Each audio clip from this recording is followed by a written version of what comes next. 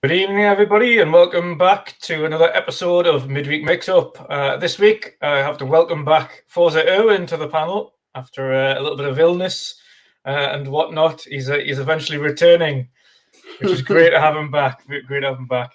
Finally. But before we start on the topics for tonight, we will get through our introductions. So we will start with Forza Erwin. And how are you doing today, brother? What you've been up to? What you've been playing? Yeah, not too bad. Finally feeling better. Last week I really had a bad flu. Believe it or not, the flu still exists. I tested twice for COVID, but both times are negative. So that's good. I'm back to working again, playing also some games because I was the whole week on the bed, not even wanting to play. So then something's really wrong. Yes. But I played Outriders together with Vincent, which was awesome. And I checked a lot of YouTube as well. Did some movie watching on Netflix and etc. But I played some Outriders, and actually I like the game. It's really cool. I never played really any Destiny, couldn't get really into it. But this game really gives me the Gears of War gameplay also a little bit. The effects look nice. It runs great. I think it's a smooth 60 frames per second. I turned off the motion blur. It's great. So finally doing a little bit better, man. So yeah, thanks. Awesome stuff. Great to have you back, brother. Great to have you back. Thank you. Next up is, of course, the outsider. Patje, how you doing today, brother? What you've been up to? What you've been playing? Well, what I've been playing for a few last days is the Outriders, of course. I really like this game. Like I mentioned before on the podcast, is that I don't play games with like kind of monsters and that kind of stuff, but this game is different.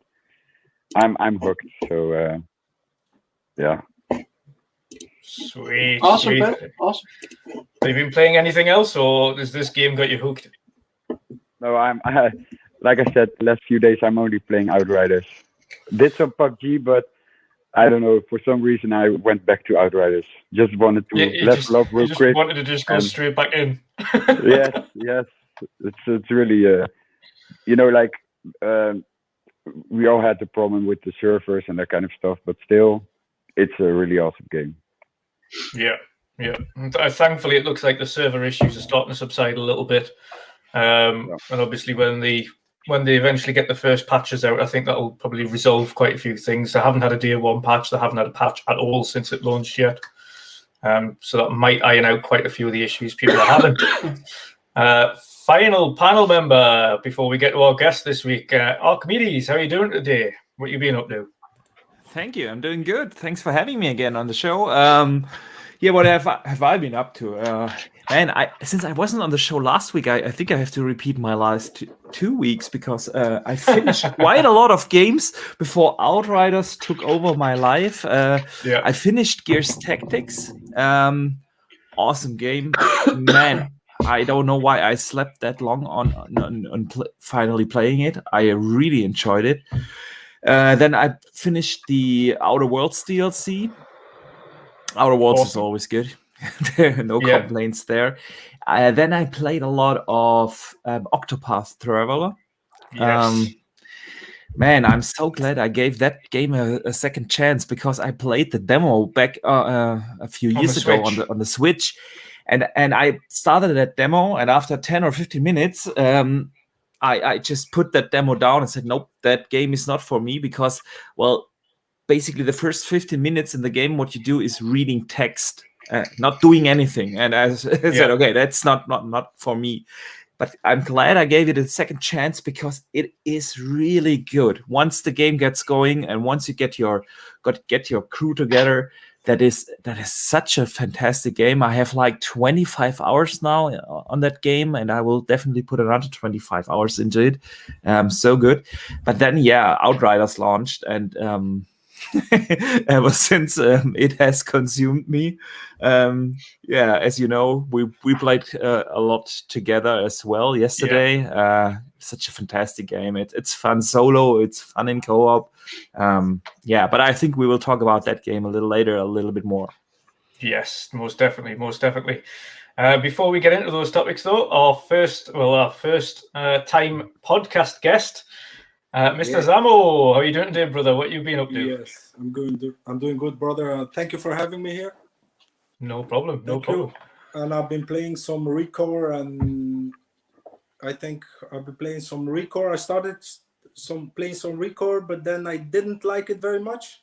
And then thank God Outriders came out, so I'm having a blast with the game. Awesome stuff. I've been seeing you've been getting very lucky with those legendaries.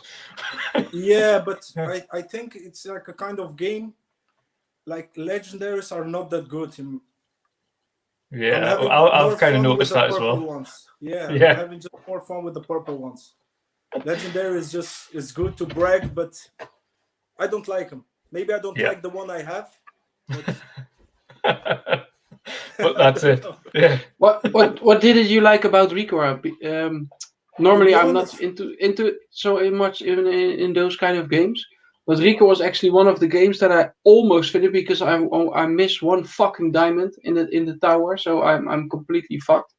But I like the platforming, the jumping, the quest, the and the figures and everything was great. Yeah, man, I loved it, man. Really. Yeah, I started it a while ago when I had my Xbox One. I started that again, but then it reminded me why I stopped it. I just don't like the game. It's nothing for me. I cannot bash on the game and say it's garbage because there are people out there who are really enjoying it. It's not my cup of tea. I don't know what it is about the game, but it's not keeping me a long way like Outriders. Or I don't know. It's something about the game that doesn't keep me involved with it. Something just doesn't click. No, just like Days Gone on PlayStation, everybody loves it. But when I started the game, like the story didn't grab me, the male character didn't grab me. It was like, I don't know. I just don't like Recore and Days Gone. I know there are a lot of Sony fanboys that say, "What do you mean you don't like Days Gone?" I just don't like the game. In my opinion, it's the worst Sony exclusive game there is. But there are people that like it, so everyone has his opinion. That's fair. Fair enough, mate. No, that's again, like you hit the nail on the head there. That everyone's got an opinion, and obviously, I'm glad you've put it the way you have. It's not that the game is trash; it's just not for you. Yes, exactly. That's the best way of going around it. To be fair, and a lot of people forget that just because something's not for you doesn't make it a trash game. It just means it's not your game. Awesome stuff. And the first list of topics for today, then, as you know, and as you've probably seen by the little shout out on Twitter, we're going to be covering Game Pass and the rise of, and obviously how it's getting much better going forward. And we're starting to see kind of the investment from both first, second, and third party studios into Game Pass, and obviously what that means for everybody. We're also going to be covering now the resurgence of E3 2021. And finally, of course, speaking about our impressions of Outriders so far in a little bit more detail. The Game Pass topic does have a good bit of a side kind of effect into Sony PS Now as well. So we'll be covering that. But the first topic for today, I'm going to cover off the shortest one first, and that's because we have covered it a few months back when it was potentially cancelled. So we'll go into the E3 2021 topic first. They've announced now this is going to be a full E3 digital event that includes Xbox, Nintendo, and a few other of the larger studios. Of course, Sony not getting involved again. I don't believe the likes of EA is getting involved, if I'm right, or Activision. A few big names have obviously remained out of it this year. But of course, Xbox and Nintendo having returned to the E3 lineup. The wording on the article, however, is something that we can discuss because they've mentioned that Xbox, the larger platforms will be having live shows at E3. However, Xbox and Nintendo will also be having separate events by themselves around E3. So that leads on to a question of, are they going to do something a little bit smaller specifically for E3 before their own event, such as the idea Xbox Showcase, or potentially show off third-party stuff on the E3 stage first, and then at their own event focus on first-party offerings? I want to kind of throw this one first of all over to our guest. What do you expect to see then in this brand new digital format E3 for Xbox this year? I don't know, man. I hope I see some Forza. This is what I hope. Yeah. Some Fable. Even if the game is far away, we need still to see. I just need to see some gameplay. That's what I need. Yeah. Just when I see some gameplay, I'll be glad when I see some gameplay, because I don't really need that much of a trailers. We already had trailers a little bit. Even if it's 1 minute or 2 minute gameplay, get us hyped by gameplay, and that would be crazy. Is there any particular games that you'd love to see show up there? Obviously, Forza, like you said, and Fable. But is there anything specifically out of everything that's been announced so far that you would be like, whoa, if for instance they said, right, this and comes with a date? Is there any particular games that would really kind of hype you up if they showed a game, not only just a gameplay trailer, but gameplay trailer and release date for that particular game? Is there anything that really stands out as being something that you want to see? What I would dream to see and like to see is another Killer Instinct. Yes. This is the only game I love to see. The Killer Instinct 2 or something, or they can call it Ultra Combo. I don't know, but that was one of the biggest Xbox One games for me, in my opinion. And it was a great game. Almost everybody slept on. But it's the you remember the announcement at E3 2013? Yes, I know. When they announced Killer Instinct, fuck, man, that was nice. The voice of Killer Instinct, finally you heard something, man, everybody go crazy. But I believe that in the end, 10 million people played the game, so it's not too bad. I don't understand why they couldn't continue with this game, because it's a shame. Maybe because they give you all the characters and they give you all the possibilities you can do with Killer Instinct. Even I'm such a big fan. Even when I say I want another Killer Instinct, I don't know what to expect from another Killer Instinct. Sure, yeah, true. They give us everything. They give us every possible character, every possible combo, every possible design, the fighting places. So I love to see a Killer Instinct 2, but even I don't know what I love to see. It's like when people ask me, what is your favorite shooter? I say Battlefield Bad Company 2. And when they ask me why, I don't know. It just is. Oh, yeah. I agree with that. Totally. I completely understand you there. Like, I haven't played, and I've played quite a lot of Killer Instinct myself as well. And it does really have everything, and as much as we'd love to see another one, what else could they do to that game, like other than make it pretty, like other than make it really pretty? It's hard to say. Maybe it's a tower mode, like a lot of these fighters have these days. Maybe, I don't know, online 2v2s or things like that, where you have like a tag option. It's only minor kind of game mode things that you can kind of include in it now than anything else. And of course, character-wise, I suppose then they could do a Killer Instinct where they just mash up all the different types of characters from the Microsoft universe. So you could have like perfect Joanna Dark from Perfect Dark. You could have put Marcus Phoenix in there because you've already got General Ram. They've already got Battletoads in there. So I mean, you could do like an Xbox version of Smash Bros in Killer Instinct. Yes. Yeah, of course. Did you? But then you need to classic.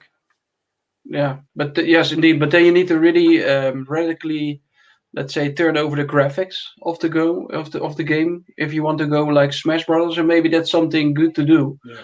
But I kind of agree. You know, what else can you do with a fighting game that is creative but also meets the demands of fighting fans, right? So it's actually really hard because the only thing you can do is change the venue and then add some fighters. But are people happy already with that, right?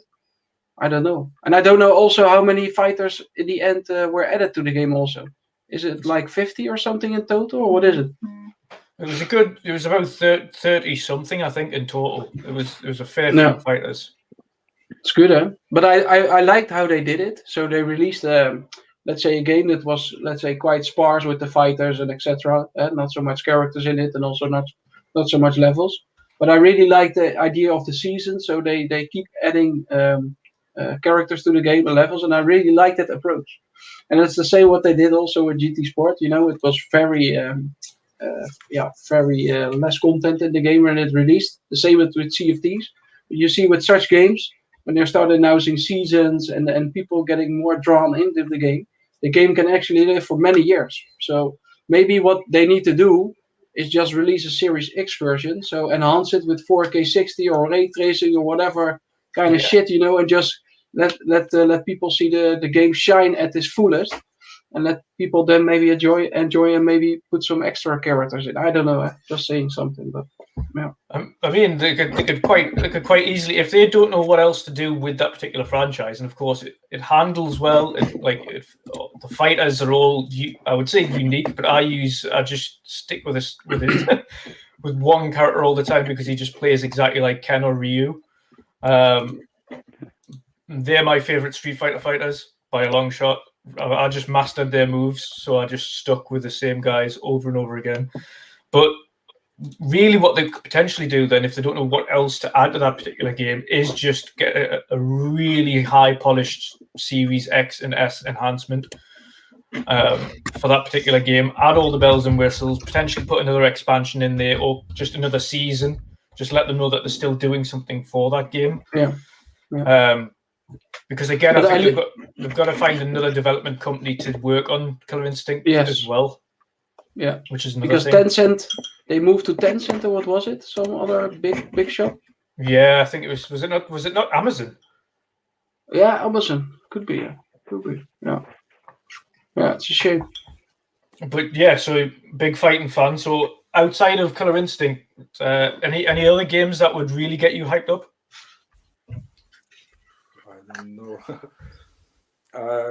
The new trailer of Battlefield, but that's not an Xbox exclusive. Maybe it will be on Game Pass. Maybe that will be top, but I don't know. I need to think for what I like on Xbox. I don't know, just the usuals. I'm not the guy who says, "Oh, it's always Forza, Gears, or Halo." I don't care, even it's Forza, Gears, and Halo. Give me a great Halo, give me a great Forza, and I'm good. Yeah. And if they have another new IPs, it will be welcomed. But I don't know. I cannot take something. I don't know. Killer Instinct will be a big surprise for me. Yes. Yeah. So fingers crossed for a Killer Instinct. Yes. Awesome stuff. Erwin, what would you love to see then? That because I can see the clock's ticking in that head of yours. What would you love to see? You know, so just the thing for me is I have a couple games that I'm really looking forward to. But the most that is really popping out of my head directly is when they announced Series X. That freaking Hellblade 2 trailer is still in my head. I think I watched the trailer like 30 times or even more. I don't know. I like the soundtrack of the trailer, etc.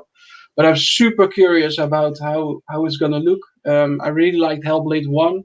I like the style. I like the story. I like the fighting, the puzzles, etc. It was really interesting. So I'm really curious about the extra development time and resources that Ninja Theory got. What they can create with that. So I'm really, really curious. For sure, Perfect Dark, but also Halo, man. Fuck, I'm looking forward to Halo Infinite for sure. Also, those dudes got let's say 1 year extra of development time, so they probably gonna show off everything. To what we saw now with screenshots, etc., looked absolutely fabulous. But Avowed, you know, a Fable, everything. Let's say everything that they showed in the last online show that they did. I'm really looking forward to those games. But yesterday you had the Forza Monthly, and probably I'm gonna play the game earlier than E3, hopefully, because they announced that they have a Forza feedback panel where you can sign up beta testing the game. So this is the first time in a Forza franchise where the public, so besides Forza marshals, so the general public can test the game, to be more involved in the development of the game, to give feedback and etc.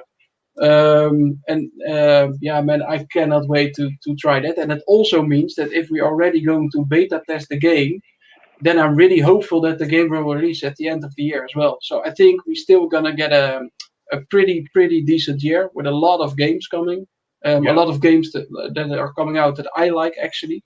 So yeah, I'm excited for a lot. But for my wish, let's say on my wish list, it's Rise, man. I really hope that we can see a Rise too. I really the same for Killer Instinct. That's also such a classic. But for me, that's really Rise. If they announce, okay, man, here's Rise 2 or Rise Again or however you want to call it, man, I'm going to lose my shit because that game looks absolutely fabulous till this day. I think there's so much improvement they can make, so much potential. So I really hope that they struck a deal with Crytek and then just bring back Rise because people are waiting for it, man, for sure. Oh, most definitely. Everyone loves. It's one of the most underrated games. I can understand why some media kind of knocked it because, of course, the mechanics. The mechanics. There was a lot to it where they could have expanded on it. They could have added a bit more to it. But as a core, the story was great. The combat was great at times. It was a beautiful game as well. Such a showcase game when the Xbox released. It was just phenomenal. Yeah. But there's so much you could do with it. Yeah. The different. You know what I also found a little bit disappointing was it was almost every time the same enemies that you're fighting. You had almost no customizations in the game, which was really bad. But you know, you only have to tweak the game just a little bit to get a really good game already. Because I think if you do it right, people were saying it for years, but then you have something that can maybe compete with a God of War, right? It's such type of game. But if they fine tune it with a couple innovations in the game, for sure you can have something to counter. Let's say at least. And also, you know, the Roman Empire. I like really that period of time in history. It also has something really manly about it, you know. Also, the main character is really a manly guy. And actually talking about maybe we're gonna download it again and play it again anytime soon. But Rise is really something close to my heart. I don't know why exactly. Yeah, I'm right there with you. So underrated, and it's a shame that it never got an 1X patch or anything or any kind of enhancements over the years, because that at the core there was really something awesome there. Like you said, the lore is fantastic. I mean, it's basically like you play Gladiator, the game. Such a good game. I'd love to see that. I actually talked with the head of Finn about it not so long ago, I think 2 days ago, when we were playing the Outriders. We're gonna play the multiplayer still because we can still play that together. I still need a lot of achievements on that part. Same, so I'm gonna play the multiplayer on that game, and let's see because it's more like horde mode style kind of multiplayer, right? So let's see how far we can get, but also Finn likes it. And I think a lot of people that has an Xbox played more or less, or at least the social media kind of guys played the game. I think in the end it sold maybe 1 or 2 million, and it was maybe not too bad, even with all the 720p and the 900p bullshit going on. I think it has a lot of potential, and they should bring it back. But you know, you never know with these kind of games. And I don't know if the IP still belongs to Crytek, because I have no idea. There were some rumors. Yeah, there were some rumors, right, that they want to buy it back, but also they couldn't agree back then on the price. But maybe, Phil Spencer has now a bigger wallet because of Microsoft backing, so maybe it's a little bit easier to buy the IP rights now, right? So I don't know. I was going to say that as well. We know that. With regards to resolution, no, it's all right. I was going to say with regards to resolution, I've had a chance to play it on PC as well. And that was still an issue on PC. Like that game was not built for anything higher than 1080. Like it doesn't get sharper. Like a game maxes out at 1080p. Like unfortunately, I was hoping they had better settings on PC, but they didn't. Right. But I mean, we know that Crytek is working apparently on 3 AAA games, and we know nothing about them. I mean, we all assume that the new Crysis is in the making, and but that would also still give them the chance to do it. I mean, yeah, who knows? Never say never. No, but that will be let's say a rabbit out of the hat, right? When they announce something at E3, because you know what I really like now. What they do is they announce like Avowed, you know, and such kind of games. So those are new IPs, but they also have a decent part of games, let's say like Fable and A Perfect Dark, that are connecting back to the old IPs, right? Reboots of beloved IPs. Yeah. Yes, exactly. So I really like that balance of new games, but also the reboots of the older ones. So I don't know. They have a lot of IPs in their backlog where they can let's say go back to. So yeah, I wonder. I think the E3 show, or maybe Microsoft do an own show still in May. And there are also some rumors that Microsoft will do an own event, right? So I don't know. I think Microsoft wants to have the attention on their own. I have the feeling, and maybe have some other sort of form of a presentation at E3. But I think they want to have an own show besides E3. But that's my feeling. I don't have any real indication, but that's my feeling that they want to do it like that. May I pick the ball up at this point? Yes, because sure. Because when you said let's talk about the E3 thing, the first thing that popped into my head was not, which games are they going to announce? I read through that announcement from the E3 board, like, I don't know, 5 times, and really trying to figure out what were they trying to tell us? What is actually coming back? Because they have not announced anything properly. We don't know, will we get the E3 like we know it back? That means, do we get a Ubisoft press conference, a Microsoft press conference, a Nintendo Direct? Do we get that kind of E3? That's what we all want. Yeah, we want that 1 week where we have like 3 to 5 big shows. We used to have a Bethesda show as well, and way back in the days we had also a Sony show at E3 and stuff like that, an EA show. Do we get that back, or what is actually coming back? Because E3 was when it started, it was a trade show. It was where the outlets went to and learned which games are coming out this fall. A little later, it was opened for the media. The media journalists went to E3 and picked up a lot of stories. And just a few years ago, I think 2 years or 3 years ago, they opened it up for the public. So what is actually coming back? I want to ask that question, because I am not so sure at this point that we actually get the E3 like we want it, in the sense of all these press conferences. It could also be that there are a bunch of streams happening, yeah? You know, like we had it last year with the Gamescom thing. Yeah, Gamescom was kind of a weird thing. We had that one opening show, and then we had 3 days of different streams. We had then a 3-hour stream from Ubisoft. We had a 3-hour stream from Devolver. We had a 3-hour stream from, and there was basically no news coming out of this. Yeah, and I'm really not sure what is actually coming back. I want that classic E3 to come back, because I think the gaming industry needs it, and it doesn't need it because we need those game shows, like you said, Dutch.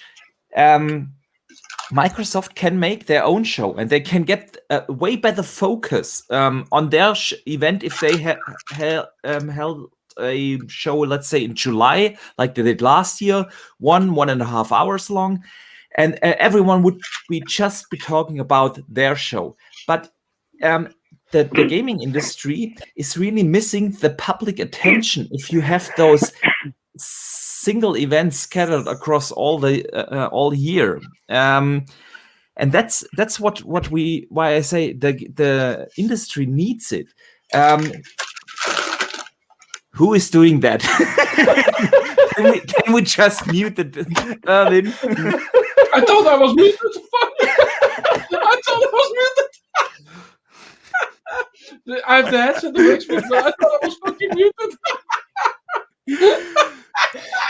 Sorry, guys. For fuck's sake. I will mute myself. Oh my god. Can you hear me? Is that better? Can you hear me? Yes, I can hear you. Oh, fuck. How is it possible, man? How the hell? Just mute yourself on here. That might be a bit easier.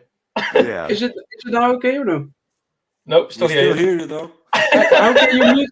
How can you fucking mute on the? It's this button on the left ear, right, where you can. Just underneath right here. Yeah, At the back. Mute. but I press it, and then I thought I was okay. Then do it in Yeah. the software. You Do it hear in the browser. And now? Still hear you. I'll mute you. I'll mute you. And when you want Yeah, to talk, mute me. I'll unmute you. Stop eating. Just stop eating. No. till Then it's you done. just wave with your hands and then There you you go. can unmute Stay on mute shift. you. Temporarily muted. Temporarily muted. There we Way go. better. Way better.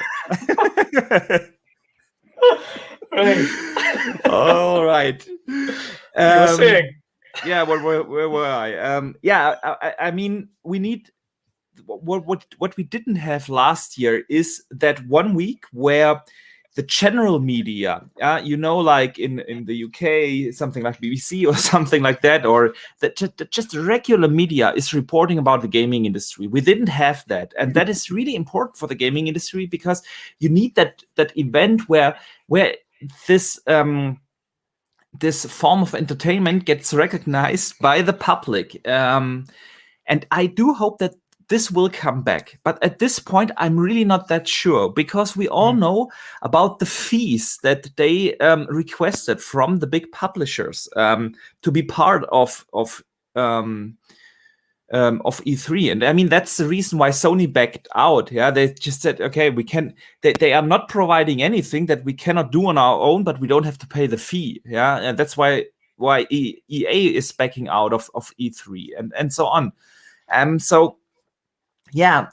What do I hope from E3 besides some cool games and a lot of you guys have mentioned great games, and I bet Pat will mention a bunch of other great games that are coming. I really do hope that we get that traditional kind of condensed week with informations back. This is what I'm hoping. But to be honest, I'm not so sure if that will happen, because if it would have happened, they would have announced it, because that is the announcement that everyone is waiting for. But since they were really kind of weird in their wording, what E3 is coming back, but we are not sharing anything at this point, and I mean it's in 2 months of we have E3. The one thing that's come out, the only thing I've took away from it, of course, outside of the wording, is the fact that they have a date range. So it's between the 12th and the 15th, or 12th to the 15th. So at least we've got 3 days there, 3 solid days of game announcements. And whether or not, again, like you mentioned, it's all kind of back to back, like a normal E3 used to be. Yeah, but it's kind of one after another. Is another thing. I mean, I also hope for the same, and I know kind of the likes of Lord Cognito on Xbox Unlocked podcast, he said the same thing. Just a traditional back-to-back thing where you have an Xbox showcase or an EA one followed by an Xbox one followed by Activision one or Take-Two, whatever it is, Rockstar, Ubisoft, and so on. Yeah, like literally with like maybe a half an hour break in between. Yeah. Saying a couple weeks or months ago that we should get some demos, right? That was me. Was you? Because that's the second part of E3. Yeah, E3 is for us when we don't visit the actual show. E3 is always just the press conferences. Yeah, we watch those and then we are happy. But actually, E3 is that show where journalists, influencers, and part of the public who get who are lucky enough to get in, they can actually play the games that come out this fall. Yeah, and this is now obviously missing. And then it's not just missing for us, it is missing also for the media. We don't get those preview events and so on where the journalists just come together in one room and they get to play it. We don't have that anymore. So why not provide us with those demos? How do you know that for example, some journalists now, when a game is coming out, that they don't get any preview codes or whatever, or maybe some early access, like Jess Gordon, for example? Yeah. Do we know that is maybe already happening in the background, but there are some NDAs that they cannot talk about it? Well, from what I've been hearing, and I'm not sure if this is a general thing, but from what I am hearing is that these kind of preview and early access codes are delivered out, but they are delivered out way later in the development cycle, because usually what you want to have is when you give a journalist a game to play, you want to have it as a guided experience. So when you play at E3 or Gamescom, I went to Gamescom, it's the same there. You always have a developer or someone from the publisher or someone who knows the game very well next to you, and he explains the game to you. Yeah, you have to do this and that, and here you can see this, and then you have some sort of guided experience. You have to do that because you have an early build in front of a journalist. If you just give it to him to play it in his home and just tell him you can capture this or that and whatever you want, it's going to be a mess. Yeah, you don't want that. You want to have it as a guided experience, and that is why these kind of preview events happen way later in the development cycle, much closer to launch when the game is more matured.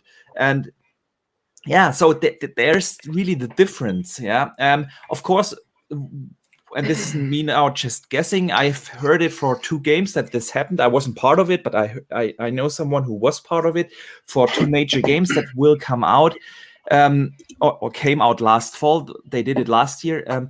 They had, of course, kind of like a Skype session or something, or a Zoom call. I don't know which platform they used. Yeah, but they had a closed streaming event where they presented the game.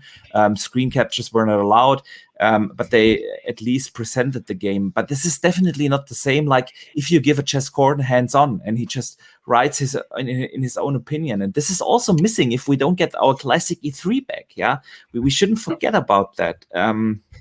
Yeah.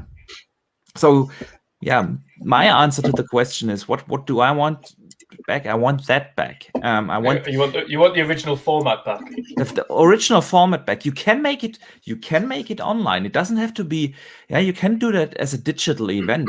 And I like Erwin said. I've said it many times before. Actually, I said it last year as well, before we had the first digital event ever.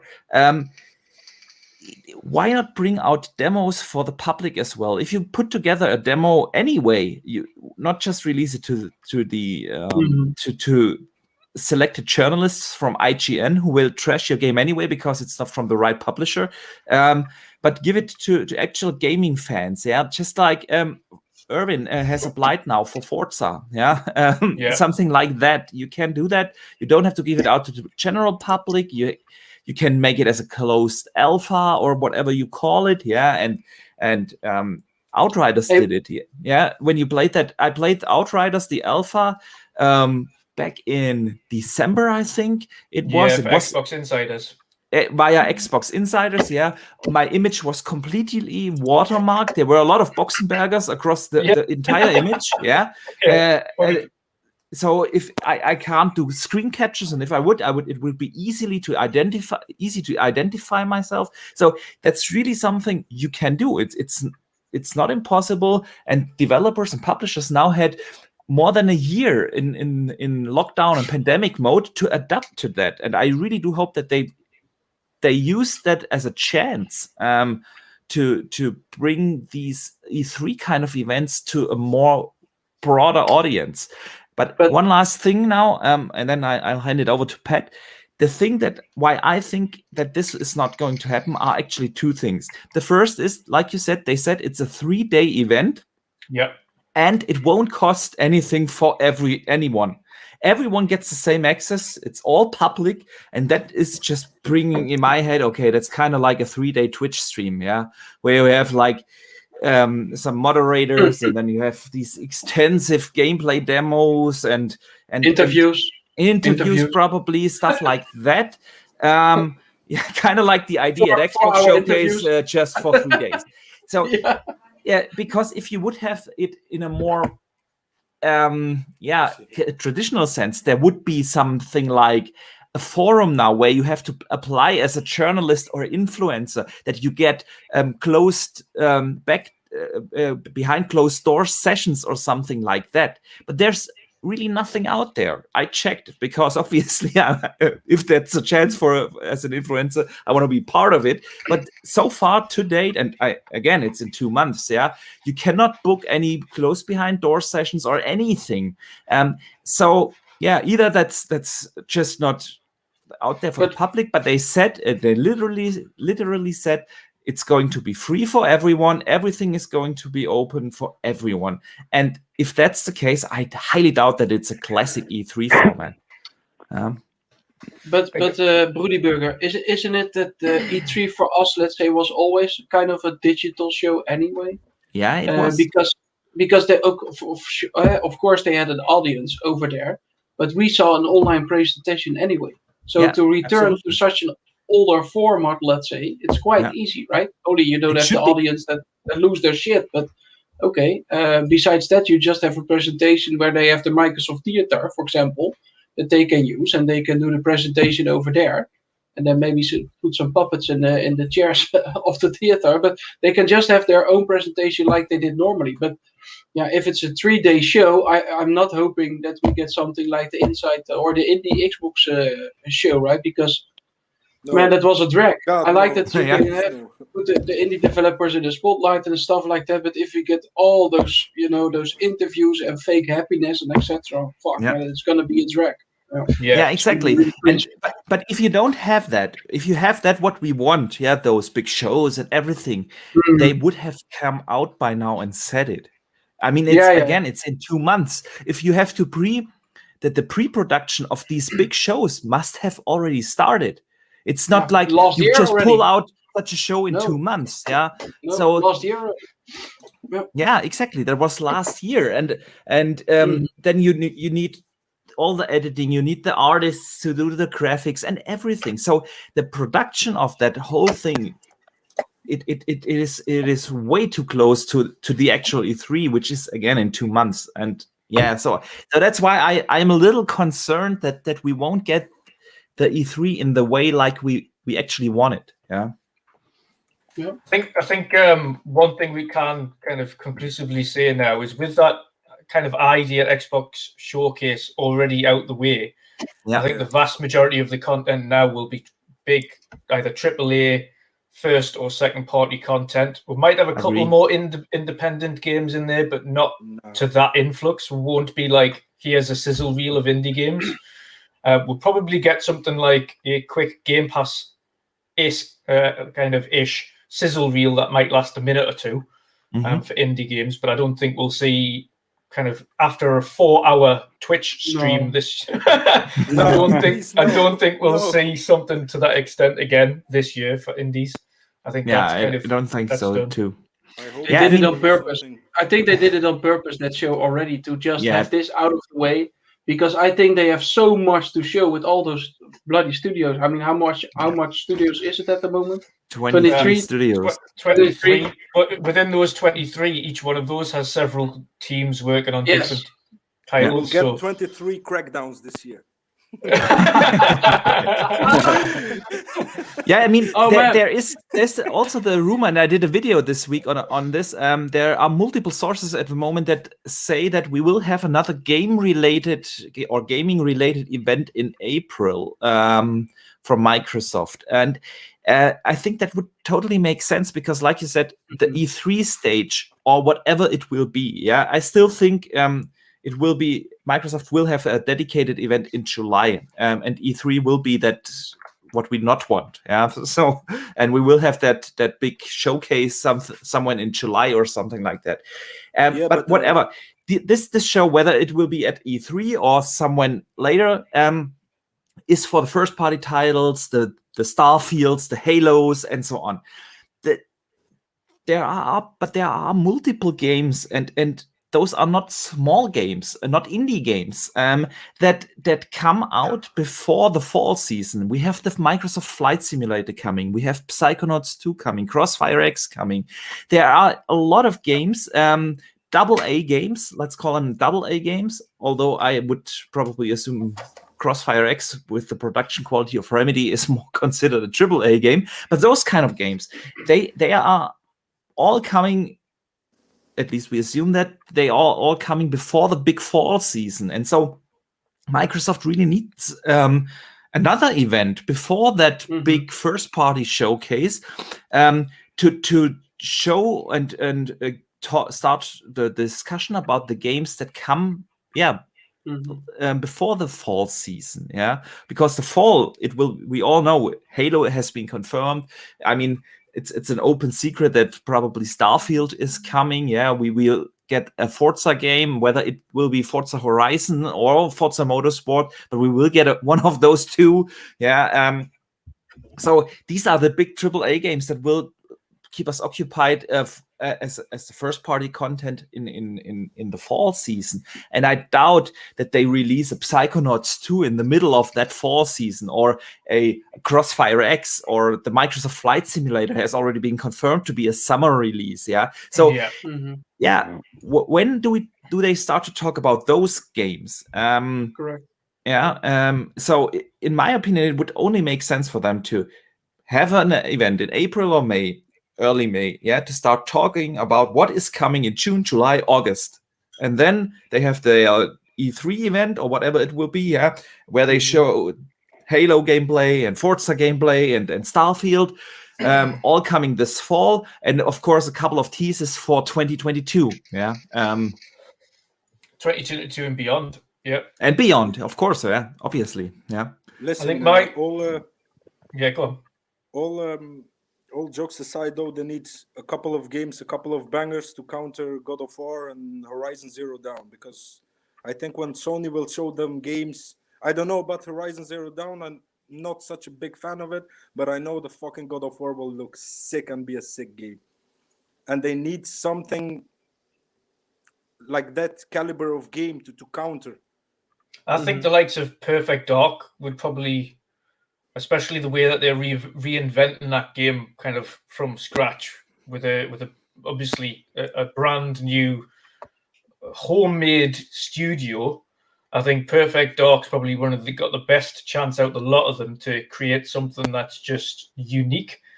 Obviously the original Perfect Darks, if you play them now, it's rough. Very rough. It's rough. It didn't age well, It doesn't age well. I think that has, especially with the protagonist, if you build a really good story around Joanna, and about in that universe, obviously a brand new universe and everything like that, then it could be absolutely phenomenal. And I think that's got a really good chance. But again, if they take Rise back, there's another massive hit that they've got on their hands there if they really put the kind of time and effort into it. But then we've got the likes of Avowed, of course, another massive Obsidian game.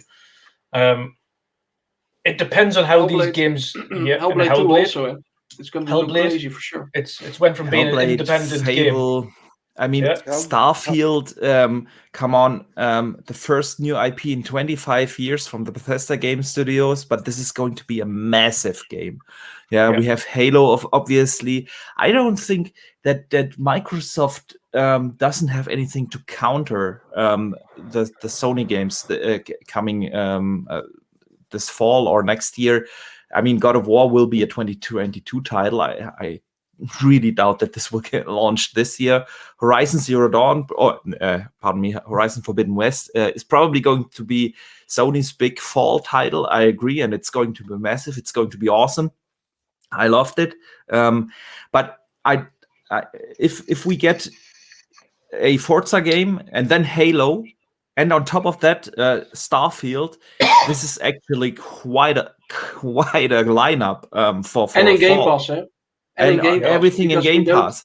Underestimate that also. It's in bloody Game Pass. That's another thing as well that people probably won't expect from E3, but you've got to think, if the likes of Outriders and MLB are launching day and date into Game Pass already, because the discussions will already be in the way, because the Outriders themselves said, no, it wasn't a last-minute call. We've been speaking to Xbox about it for a while. So that it's actually something that it was always going to happen. MLB, of course, that was just MLB have seen the proven track record. They probably spoke to Xbox to say, right, okay, show us the stats. We want to see how this stuff works. And as soon as they've seen them stats, they've went, oh, get me some of that. So I think in E3 as well, specifically, they'll have a section where they just announce some large third-party games coming to the service day and date. People have been joking about the likes of Battlefield, etc., but they've already got EA access within Game Pass. Yeah. All they would need to do is just change that to the higher model of EA access, which if EA are happy with the level of kind of improvements and users playing their games and money getting spent on expansions and things like that from being in Game Pass, then it's an absolute no-brainer. You know what? I don't want to take credit for that argument because it's actually Lord Cognito's argument, but I couldn't agree with him more. Yeah. Before I heard him talk about that I was on the track. No way Battlefield 6 is coming day and date into Game Pass because they have EA access in Game Pass, and usually those EA games come 4 to 6 months after launch into EA access, and with that now of course into Game Pass. So Battlefield 6 was for me, okay, that game will come 4 to 6 months after launch into Game Pass. That was in my mind. Then I heard Lord Cognito, and he is 100% right. The question that EA is probably asked or has to ask themselves now, can they afford not to come day and date into Game Pass? Because you have within 2 or 3 weeks, you will have Call of Duty, Battlefield, and Halo. Now, Call of Duty is its own league because Call of Duty has another kind of fan base. Yeah, it's one of the best-selling games every year. Everybody knows Call of Duty. Everybody's, I mean, there are young, old. Yeah. So they are the ones that can probably afford it not to come into such a service. But then you rival the gamers with a Halo and the Call of Duty player base, and you can play Halo for free. You don't even have to subscribe to Game Pass to play the multiplayer. Yeah. So the question really is, what is the audience for Battlefield that will launch in between Halo and Call of Duty, especially on the Xbox? And that's really a good question. And so if you are a gamer, you have a certain amount of time. You have you got your Call of Duty anyway, and well, Halo is just there because it's in Game Pass. Do you really spend another 70 euros on a Battlefield that you probably don't have the time to play anyway? And you know it will come into EA access anyway in 4 to 6 months. So it's really a question like that you have to ask yourself: can you afford not to come into Game Pass and get that big player base in your game? Is it especially knowing EA? You know, we all know that they make the money with microtransactions. One of the things that they've kind of spoke about before, and I think a lot of people don't realize, is these deals that Xbox breaks with these developers, a lot of the times, especially with these large AAA games coming into the service, is that they often offer them essentially the full development cost of that game, what it would cost to bring to that platform in the first place, as the upfront payment. So already before they've jumped into Game Pass, they've recouped all of their development costs. After that, then they have expansions, microtransactions, season passes, everything like that. They get the money from that. Not only that, it is proven now, and if you have a look even at where Outriders is sitting, Outriders is in Game Pass, but it's number 4 on the marketplace for Xbox for top sold games. So even with it in Game Pass, it is still the top 5 games being sold on the platform currently. Viral marketing. It's what I've been saying like forever. Mouth for mouth. Yeah, exactly. The Game Pass effect is you get a bunch of players on your game. They start talking on Twitter, on Instagram, on Facebook, whatever, about how awesome is that game. They tell their colleagues at work, they tell their friends at school, and that is how you market a game in 2021. You don't do that via an expensive TV advertisement anymore. You put it in Game Pass and get people actually play and talk about your game on social media. Yep. Good point. And it doesn't matter whether or not it's in. It doesn't matter whether or not it's in there for 2 months, for 3 months, whatever it is. Yeah. If you really love that game, especially with this, it's a looter shooter. They already have plans for big expansions. They already have plans for adding to the world. They've got so many more stories to tell. They said when they do bring out expansions, it will be meaningful. When they do bring out things like new armor and things like that, it will be meaningful. So they've already got plans for the future. So if you're telling me, if you love this game enough to absolutely hammer it and you've already got the end game content and things like that, you're going to buy that game because you're like, right, you know what it is? I want to keep this game for when it's not in the service. And that's the beauty of Game Pass. It introduces you to something that you might absolutely love. Now, that's why Destiny is in the service now with all of its expansions. And they're making money hand over fist on season passes, on silver, on all these microtransactions, because people love the game and they just want to keep playing it. And the user base has never been bigger than it has now. Yeah. Yeah. You remove that entry barrier. Yes. Because I have so many games in my head that I think, I would love to try it, but now I'm not going to spend like 60, 70 euros on that game just to give it a chance, and I might end up liking or might not end up liking it. Yeah, and to remove that entry barrier, that is really an important thing of Game Pass. Yeah. But like you said, Archie, it is really like that. The viral, the mouth-on-mouth marketing that they do around the game, because people are going to try that game that normally wouldn't try that game or buy that game for such a big amount of money. So then, if they experience the greatness of such a game, they will talk about it. So that is actually, like you said, you hit the nail really on the head, man. I didn't really thought about it like that, but it's 100% true. Well, you've got to think as well. Like, I've never seen, and this is you wouldn't think it, but when Octopath Traveler come to Game Pass, I've never seen so many people playing a JRPG in my life. Yeah. Like as soon as that hit Game Pass, everybody had that thing downloaded and was playing it. Like there's especially a turn-based JRPG. Like people love JRPGs, but they often love different variants of the combat, and a lot of them hate old-fashioned turn-based role-playing games.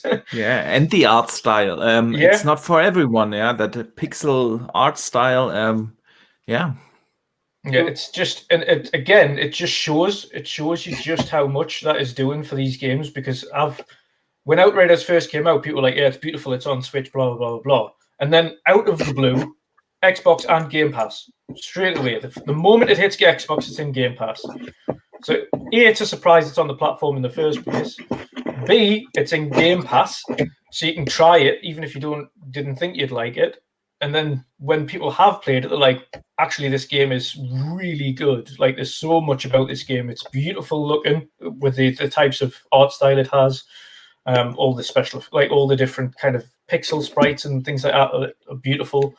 The story's really well done. Of course, you've got 8 characters to choose from. You don't have to play all of the stories at the same time. You can kind of divulge into them at different times, pick your main characters and different parties. And such a massive game, but it also, you've got to think from an outside perspective as well. Other developers are watching Game Pass and the service really closely to see how much of a benefit that is to each individual developer that brings stuff to the service. Like, it's absolutely insane. Which is... I wonder, because Samo now had changed from the PS5 towards the Xbox Series X. Yeah. What is your experience so far with using Game Pass? Because you're quite new to that ecosystem. Let's say we are already used to it, so for us it's kind of normal already. I'm already disappointed if something doesn't launch in Game Pass or whatever. But what are your opinion about? How do you see that? No. Listen, I'm an OG 360 gamer to start off. I know, man, but the Game Pass was not a 360 guy. I got 100,000 gamers, my friend. I know, mate. On the 360, we didn't have Game Pass, mate. But when Xbox came out with Xbox One in Belgium, I was pissed off. First of all, it took them 1 year to get out of in Belgium. So, because of the language Dutch was not supported in Belgium. But in Belgium, we speak French and Dutch. So the language was not supported. So I went to France and I bought myself an Xbox One on release. I took that thing, and even when I put the game on English, I still get the French achievements. Like the dashboard was half French, half Dutch, half English. I know. So I contacted support, and I didn't like all the things they said. I didn't like them. They were just trying to make a new television application out of it. I didn't like it. So to me, I'm not a fanboy. I'm not a pony. I'm not an Xbot. I'm just a customer that likes more. For me, in that time, the PlayStation was a lot better. Like we was getting exclusives. Yeah, there's no denying that. The launch of the Xbox was just terrible. I was getting exclusive games. I was getting good games. I was getting all I wanted. I wasn't forced to buy a Kinect, all the things. And I stuck with PlayStation because they kept the good energy. And then I bought the PlayStation 5. I liked it a lot. I just platinumed, I think, Ghost of Tsushima. I platinumed God of War. Maybe all the Sony exclusives. But then I was seeing what they were doing with the Game Pass. So I liked it a lot. So when I looked at my PlayStation, I almost platted everything that was out, like Spider-Man, everything. I crushed them games. And I was just looking at my PlayStation, and for the first time, I was feeling like, if I want to play something that maybe I don't like, I need to pay money for it. And I wasn't having it. I wasn't having it, so I bought myself an Xbox Series X. Now I have Game Pass, and even for some kind of foolish games I will never pay money for, I can play them, I can test them out. And when a AAA banger comes out, then I play the AAA banger too. But with PlayStation, you don't have that luxury. You have the luxury of great exclusives, but you don't have the luxury to try out games that maybe you will like or you will not like. But yeah, for that price, I pay like 12 euros a month. For Game Pass is the best thing that happened to Xbox in a lot of time. And I really enjoying and liking that. I cannot give a bigger compliment than Series X bring me back to the 360 times. Yes, yeah. I have to agree there. It's actually and Game Passes, like you said, Game Passes kind of paramount to your decision making there. It's really interesting to hear that if it wasn't for the fact that you were sitting there one day and you realized that you beat all of these amazing first-party AAA games, but then if you wanted to try anything else that you might or might not like, then you've got to pay a lot of money to do so. Yep. Whereas Xbox has something where you can get all of the AAA games, and on top of that, you've also got access to hundreds of other games you might not necessarily have wanted to buy, but you want to play. Indeed. That's it. And I finished a lot of games on Xbox. I think I finished... when I say I finished, I mean I get all the achievements for the game. That's when I finish the game. So I finished Hellblade. Hellblade made me a little bit... lets me think, or how Death Stranding. You know why? When I finished that game, it felt like I went to work for 3 days long without no rest. Them games really fatigued me a lot. So I have a really special relationship with those games like Death Stranding and Shenmue, Hellblade. I finished them, I enjoyed them, but then they fatigued me. You know, there's nothing... Drawing you back in. There's no fun in them games, but yet they are so beautiful in their own way. But you have not fun with playing Shenmue or Death Stranding. Yeah. Because Death Stranding is like you're carrying things all the time, and that really fatigues you. But yet it's a great game. Yeah. So you see, I've got the same issue. I loved God of War. That was my generation last gen. God of War was my number one game, without shadow of a doubt. Out of all the platforms, that was my game of the generation. But I've tried to go back and play that game again, and I just can't play it through again. I'm like, right, I've beat it now. I've platinumed it. Like, there is absolutely, as much as I love the story, to spend another 37, 40 hours on doing the same thing again that I've done, and I know the story inside out. Like, there's no reason to go back to that game now. Because brother, it's not linear. You know, every game that comes out now, they need to make an open world out of it. Fuck the open world. We don't need open world in all games. No. Maybe in Halo and Infinity it will be great, but still, yet you don't need an open world. It's like every shooter that comes out comes with a battle royale. We don't need that. We were fine. We were fine before without battle royale. So if it was up to me, the only two games that would have battle royale is PUBG and maybe for the kids, or I don't know, grown-ups that like Fortnite. I don't know. But the other games, just keep them simple. Just keep them simple. And this with God of War, I didn't like the open world aspect out of it, because that gives you, it like forces you to play the quests to get on another mission. But when you want to replay a game, you don't, when you have platinum on that game, you don't really want to do the quests another time. You just want to finish the story, and that's it. And that's the only thing. For me, God of War is the best game ever made. God of War and Half-Life 2, my favorite games all time. But that's what I think also with Halo. You know, it's going to be more open, but it's not really open world. They also explain it in. It's a bit more Halo. like Gears. But I didn't like Gears. I didn't like Gears for the same reason. Gears 5, I like the game, but I didn't like that. They don't need it. You have some kind of games that don't need it. It's my opinion. I know there. But I think the balance in Gears 5 was perfect. So it's a little bit more open world than it was normally, because I thought it was really limited. So I think it's now at a point where, for me, it's comfortable enough. Instead of losing myself in such a big world, I think it's still kind of linear in some sort of way, because they force you to move a kind of path. But the levels are more open. So I think it's perfectly on the balance, for me at least, personally, with open but not too open worldish, let's say. Because like you say, every game needs to be an RPG-like. But if you can choose the Gears like before or the Gears more open, what would you choose? I know Gears 5. Bother you? Gears 5 style. Yeah. Okay. Absolutely, I'm right there with you. I think the problem. I know what you mean. Not every game needs to be an RPG open world kind of game. Not everything needs to be a battle royale. Obviously, publishers and developers follow certain trends. They see other games doing incredibly successful things, and they want to copy that. That's just natural.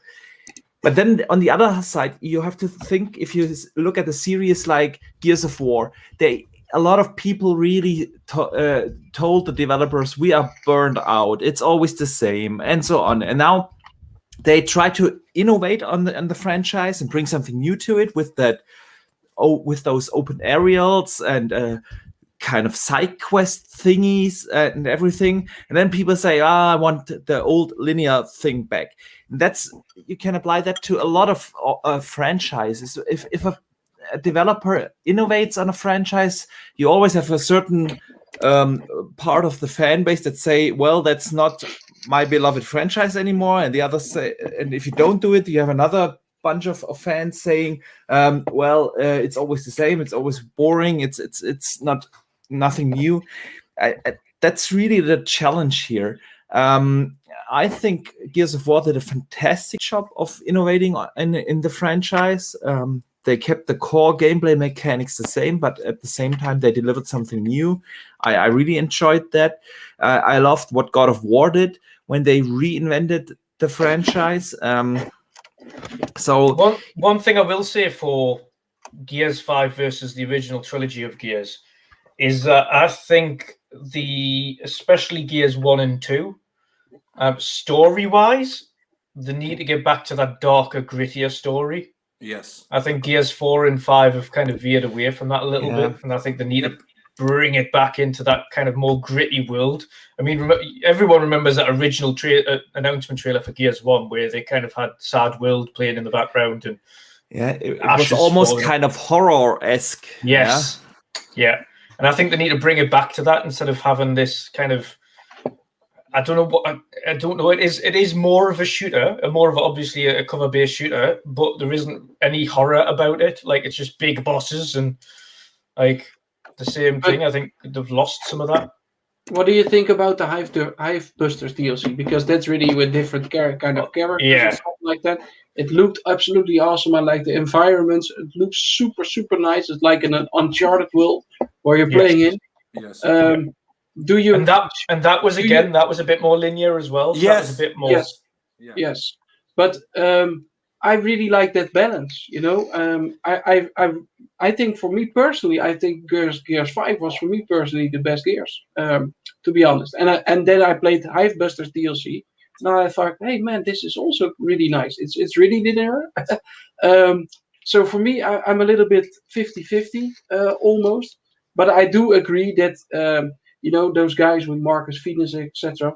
That's where it all started, and I'm still happy that he's still a part of the game. But of course, you see that you're getting more those. How do you say it politely? But you know, you get a more softy game. You know what I mean? Yeah, I know what you mean. Yeah.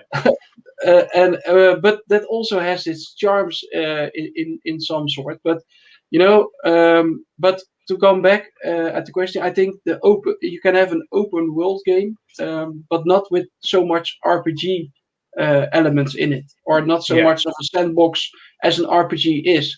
And then I think the balance with Gears 5 is for me personally, it's awesome.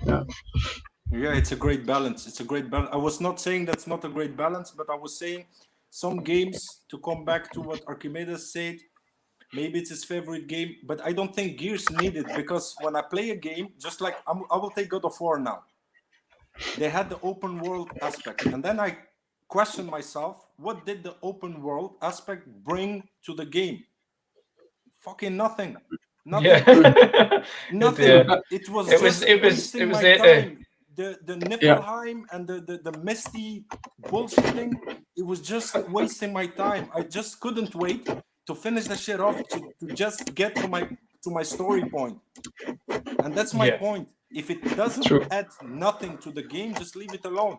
But I can understand God of War does it. Why? They don't have a multiplayer. But Gears doesn't really need it, because they have single player, they have multiplayer, they have Horde, they have other game modes. So when I see open world games like GTA, what does the open world aspect bring to the game? Everything. And when I see it to Gears of War or God of War, what does it bring? To me, nothing. I just couldn't wait to get to the boss, kill him, and see what really happens. It is more like a movie to me. I just want to know what happens next. And when you bring open world elements, you're just wasting my time. Yeah, I suppose it's also a good sign though that you're enjoying the game where you want to know what happens. Yes. Like if the story wasn't that gripping or the story wasn't good enough, you wouldn't care and you would go off and do these side quests. Just like things. I did with Days Gone. The game started, I wasn't feeling the main character. I was seeing a lot of people, oh, this is game of the year. I don't know.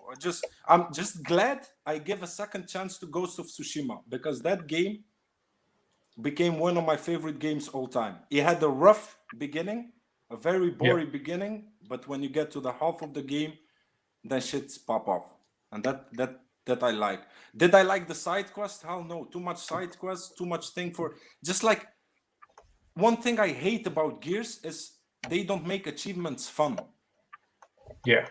If you're an achievement hunter, they don't make it fun. You finish the game, you do everything you need to do, and when you see at your achievements, you see 75 Gs out of 1,000. What? I finished the fucking game. I was playing I know what you mean. That game, and you gave me 75 Gs? Yeah. The rest of it's online matchmaking, multiplayer. But he has a good point. I was going to say, though, I felt the same kind of with God of War, because you could play that game on the softest difficulty and get a platinum. Like, you could go in, you could waltz through the entire game and get platinum. Don't forget, you can play the game on the softest difficulty, but the Valkyries are not soft, my friend. They have their own difficulty. So the Queen Valkyrie, you will sweat to kill that. Oh yeah, it took about 10 turns to get past Queen Valkyrie, but it was still, and because I tried it afterwards, I was like, right, okay, let's see how much different it is from playing on just normal, because I just played on story mode on that one as opposed to put it on hardest difficulty. And so I put it up to the hardest difficulty, and it was so much worse. So much worse. Like, she was just relentless on the hardest difficulty on that game. But it also made... Give me God of War mode. Yes, yeah. Oh, hell no. Hell no. Yeah. So that's what I'm saying, though, but there wasn't, like a lot of games do, that have that one achievement for platinum, especially if you're going to get 1000 G on a big AAA game. You're going to put one achievement in there that is going to be really fucking hard. But God of War just let you go through the entire game on the softest difficulty and give you all of the achievements, like platinum. No, but you forgot the Misty, the Niflheim, of how does it called? There you must... Yeah, that was just a grind fest. Oh, that was annoying. I just did that thing 30 times just to open boxes. Oh, that was annoying. But yet one of my favorite games all time. I love that game, man. I love Same. it. I didn't. I mentioned it when it came out. And I was kind of doing a little review on it. I said I can't wait to get out of this little mist realm because it's just grind fest. Yeah. But sometimes they need to. I don't know, man. I think I had it. Maybe I'm getting older. You know, just like Red Dead Redemption 1. Yeah. One of my favorite games all time. The second one, after 3 hours. I just called it a horse simulator and I deleted the game. When you have a big open world game, you need to grab the attention of the player immediately. Just like they did with the first one. They give you like the end of the game and then you play to find out why shit went crazy. Yeah. But Red Dead Redemption 2, it all starts off and you don't know what you're doing. And I was looking at myself. I was on a horse like 6 or 7 hours. And I said, fuck, I don't need this. I don't have time. I don't know. Yeah, I understand what you feel. I also, you know, with games being 10 hours long or something like that, for me, it's almost long enough already. And I loved The Last of Us. I think it was one of the greatest games I ever played, The Last of Us 2. But the second part of the game was becoming kind of a drag. You know, I want to finish the story. I want to know, you know, a little bit more what's going on. But the road towards that, man, it was almost too long because I ended up spending 25 hours in the game or whatever. Because when I played, I wanted to loop for as much as possible.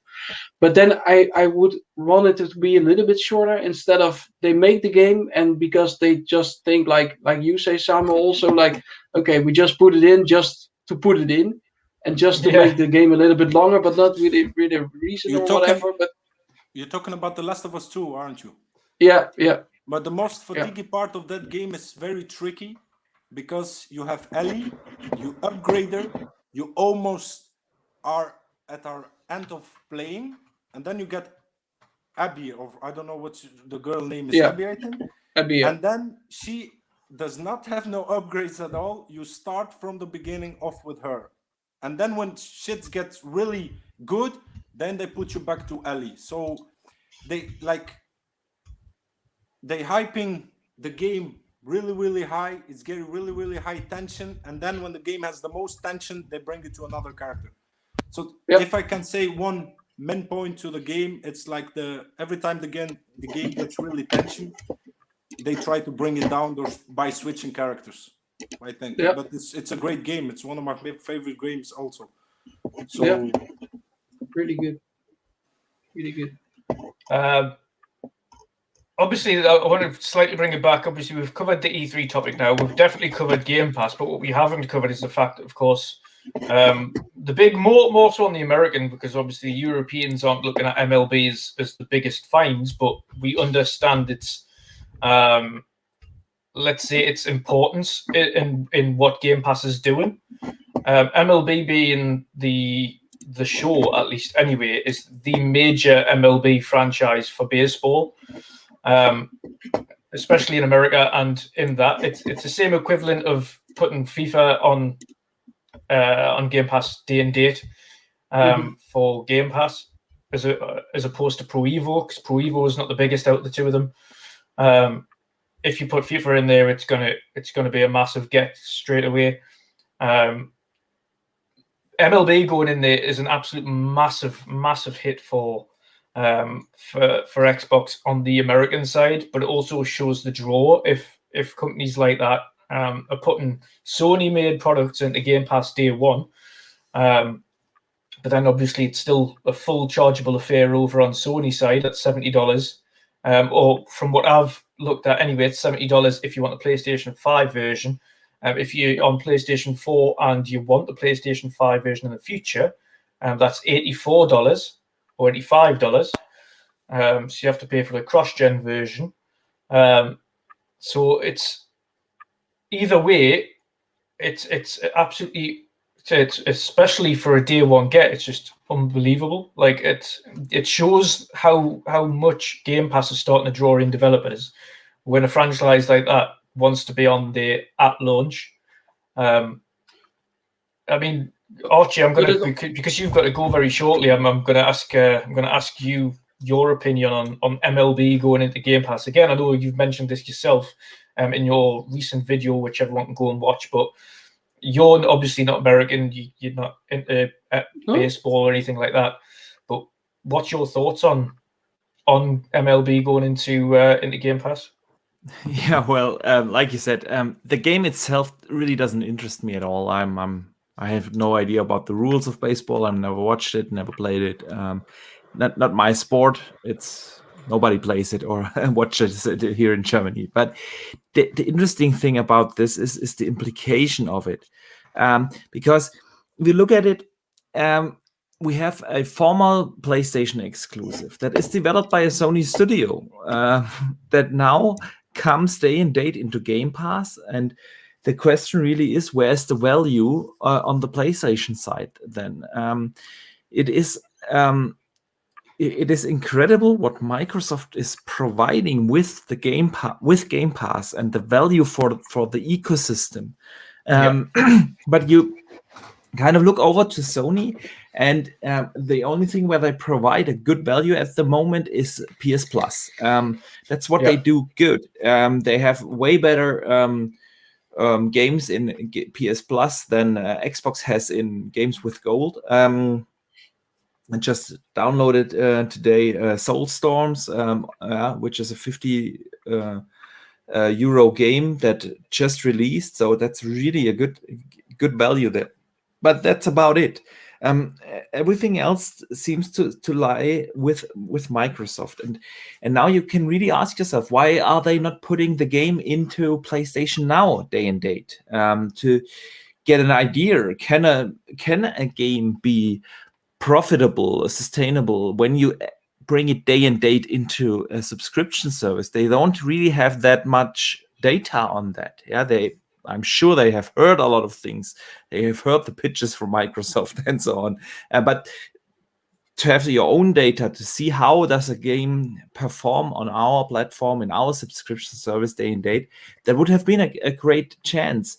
And it kind of makes Sony look a little bit outdated at the moment when you just see what Microsoft is doing. And I've said it in many times now that the difference seems to be that Microsoft is trying to win over customers by giving them value for their money, while on the Sony side they try to win customers over like they always have by giving them exclusive content that you cannot get anywhere else. But in comparison, for me, I don't have I as a gamer, as a PlayStation gamer, I have my PlayStation. I've had all the PlayStations ever released, and I as a PlayStation gamer, I don't have an advantage if Sony is spending a lot of money to make Final Fantasy 16, for instance, an exclusive game to this ecosystem. I don't have any benefit from that. I do have a benefit if Microsoft brings Outriders day and date into Game Pass, and I don't have to spend 60-70 euros to buy that game. That's where I, as a gamer, have an actual benefit. And that's what Microsoft seems to do. They try to not spend money to make games exclusive. they spend more money to give gamers a value. Yeah. And that is really the difference here, and that is why. And not only that though, but again, as an added benefit, is anything that's within Game Pass is at a discount, 20% off. Yeah, exactly. So even if you did want to keep that game, because you know third-party games aren't going to be in the service forever, then you can buy it at a discount before it leaves, and you get 2 weeks' notice. So you know before it leaves, right? Okay, I'll get it. It's cheaper. Brilliant. Exactly. And that is really that seems to be the difference right now. And what I was surprised about the MLB thing is that it was for the first time in a long time that at least part of the PlayStation community really spoke up about that thing, that they are not happy with that. I think the messaging was wrong because the voices that were raised were not like they were not like we want that too, but more like, why are you doing this to us? As if they would have hurt them as a gamer. That's not what they are doing.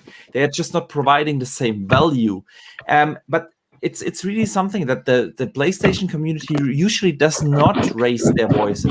They defended Sony for increasing the game prices to 80 euros. They defended them.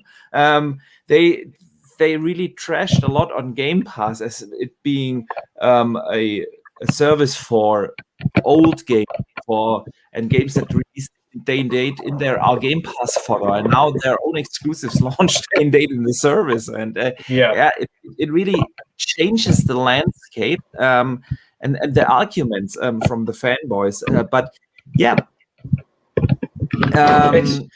one thing I would say on that one as well, whilst you're speaking of service comparisons, and I mentioned it just before the show, and it's obviously been on Twitter now. But the games, and there's another thing as well when these games go into PS Now, and this is one of the caveats that you have to look at when a game goes into PS Now, is that game downloadable or is it streaming? If it's streaming, then it's capped at 720p. So then you've got especially on modern TVs, it's not like it was at the beginning of last generation where everybody had a 1080p telly. Everyone now has 4K tellies for the most part, whether it's a low brand or a big brand, whether it's an expensive 4K telly or not. Playing a 720p game on a 4K telly is noticeable. And on PS Now streaming, they're all capped at 720p. So if they're going into that service, PS Now, you've got two things to think about. Is it downloadable? Brilliant. Then I can play it at native resolution. Then secondly, if not, then is it streaming? If it is, then you've got to have really good internet, and then it's capped at 720p. So there's caveats in place. Thirdly, when those games do go into the service, they have no additional benefits. They're in the service, and that is that. As we found out with this most recent for the Avengers and Borderlands, they are PlayStation 4 versions. They have no enhancements. You can't get the enhancements for them, so you can't play the PS5 or the PS5 version, enhanced versions for either Avengers or really something on the PlayStation. Don't get me wrong. I've said it before and I say it again. I like my PlayStation 5. It's a good console, no doubt, but it's just a little bit more complicated than the Xbox right now. It happened to me twice now that I accidentally downloaded the wrong version of a game. I accidentally downloaded a PS4 version of Days Gone, and then I had to re-download another 60 gigabyte to get the PS5 enhanced version. I didn't know that there are two versions of the same game in the store. And then other games, like you said, like the Avengers, where you really have to read a manual how to upgrade it to the PS5 version and to get your save files over, and everything seems so unnecessarily complicated. While on the Microsoft side, things just work. It could be the new slogan here. It just works, but they had a clear vision also for me. Because they first with Jim Lyon first said, we're not gonna look back. We believe in generation and all those kind of trash. And then they finally thought, okay, we're getting a lot of backlash. Maybe we still need to have paid PS4 games on board. So I think the strategy was just decided on a really late moment, I think. And while Microsoft had just a vision for many years now. Okay, this is how we're going to do it.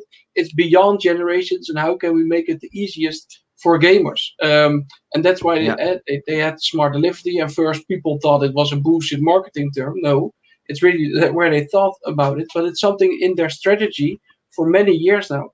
And Sony, I have the feeling that it's just come out of their let's say ideas just maybe a year ago or half a year ago, and then you encounter such trouble as this. But I think also you have both consoles, so you are used to such easiness with the Series X. I think when you only have the PS5, it's going to be maybe a little bit frustrating, but you will get used to it. But the easiness of using the Series X is in comparison then to the PS5. It can be very frustrating, to say the least. Yeah, that's really a good point, Erwin, because like you said, if you only have one system, you're getting used to it. You don't realize the inconveniences or conveniences of a certain system. It's only when you have the chance to compare it to the two, and Microsoft definitely has the advantage at the moment. Stuff just works, where some things are just a hassle on the PlayStation. Again, don't get me started on save files. This is. But it was with the Xbox One, like Samuel also said, at the beginning of the launch, it was one big shithole with Xbox. Absolutely, it was. Because they had a strategy and they changed it also last minute.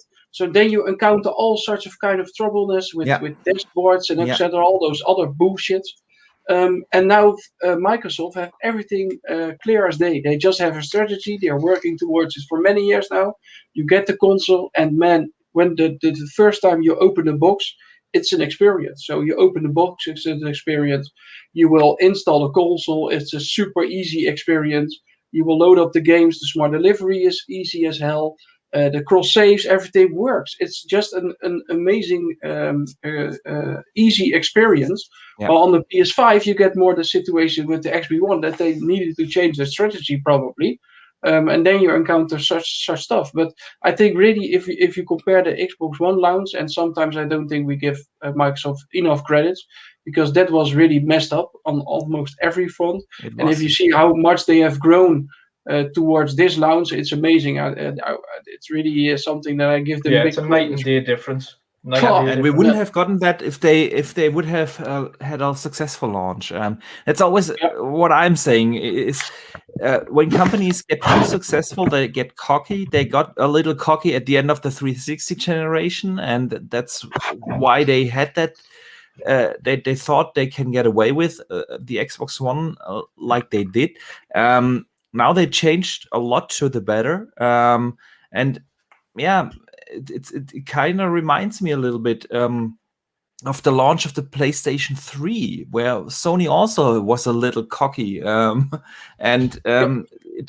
this reminds me here now a little bit of that, because times have changed and Sony is adopting too slowly, in my opinion, to the new things in the gaming industry. I think they've taken turns by fucking things up. Like PlayStation fucked up with the PS3, then they did well with the PS4. And the problem, Zamo, the problem we've got with PlayStation fans though at the moment is that, like they said to us, and they keep saying to Xbox fans is, you need to hold them accountable if they do stuff wrong. Now, it's kind of a two-way thing, because unfortunately, and this is where they always have, I wouldn't say upper hand, but one thing they always say is, it's all about games, it's all about games, it's all about games. And they are getting the games, but that doesn't mean that the rest of it has to go to shit because they've got good games. No, I think that's the kind of way they troll, I like people that troll, as long as it doesn't get personal. I don't like people that spreading lies. Then you have a problem with me. When you troll, you don't do anybody wrong when it doesn't get personal. Yeah. You never have to attack somebody personal, but when it's trolls and fun, like J-Dub does, I don't have a problem with that. Or like Crab Gamer even does. Even when he did that thing when he was the biggest Xbox fan all time, I still follow the guy and I still follow him now because sometimes it's fun, it's idiotic, but it's fun sometimes. I don't like people that start a conversation that lie, or people that start a conversation with you and then they block you. And that's the problem I had the most with the Xbox side of fanboys. Because when I talked about Xbox, the first thing they thought, oh, this guy really hates Xbox. And then, just like I told you, I have a problem with Colt. I always watch his videos. I think he's one of the most talented guys on Xbox. But I have a problem with Xbox. And then he came to my comment session and he told me, oh, I see you have a problem. That's no problem. But I think that you are not... you're just a Sony fanboy and you never owned an Xbox on your life. So I replied to him with my 90,000 gamer score, and from that day on he blocked me.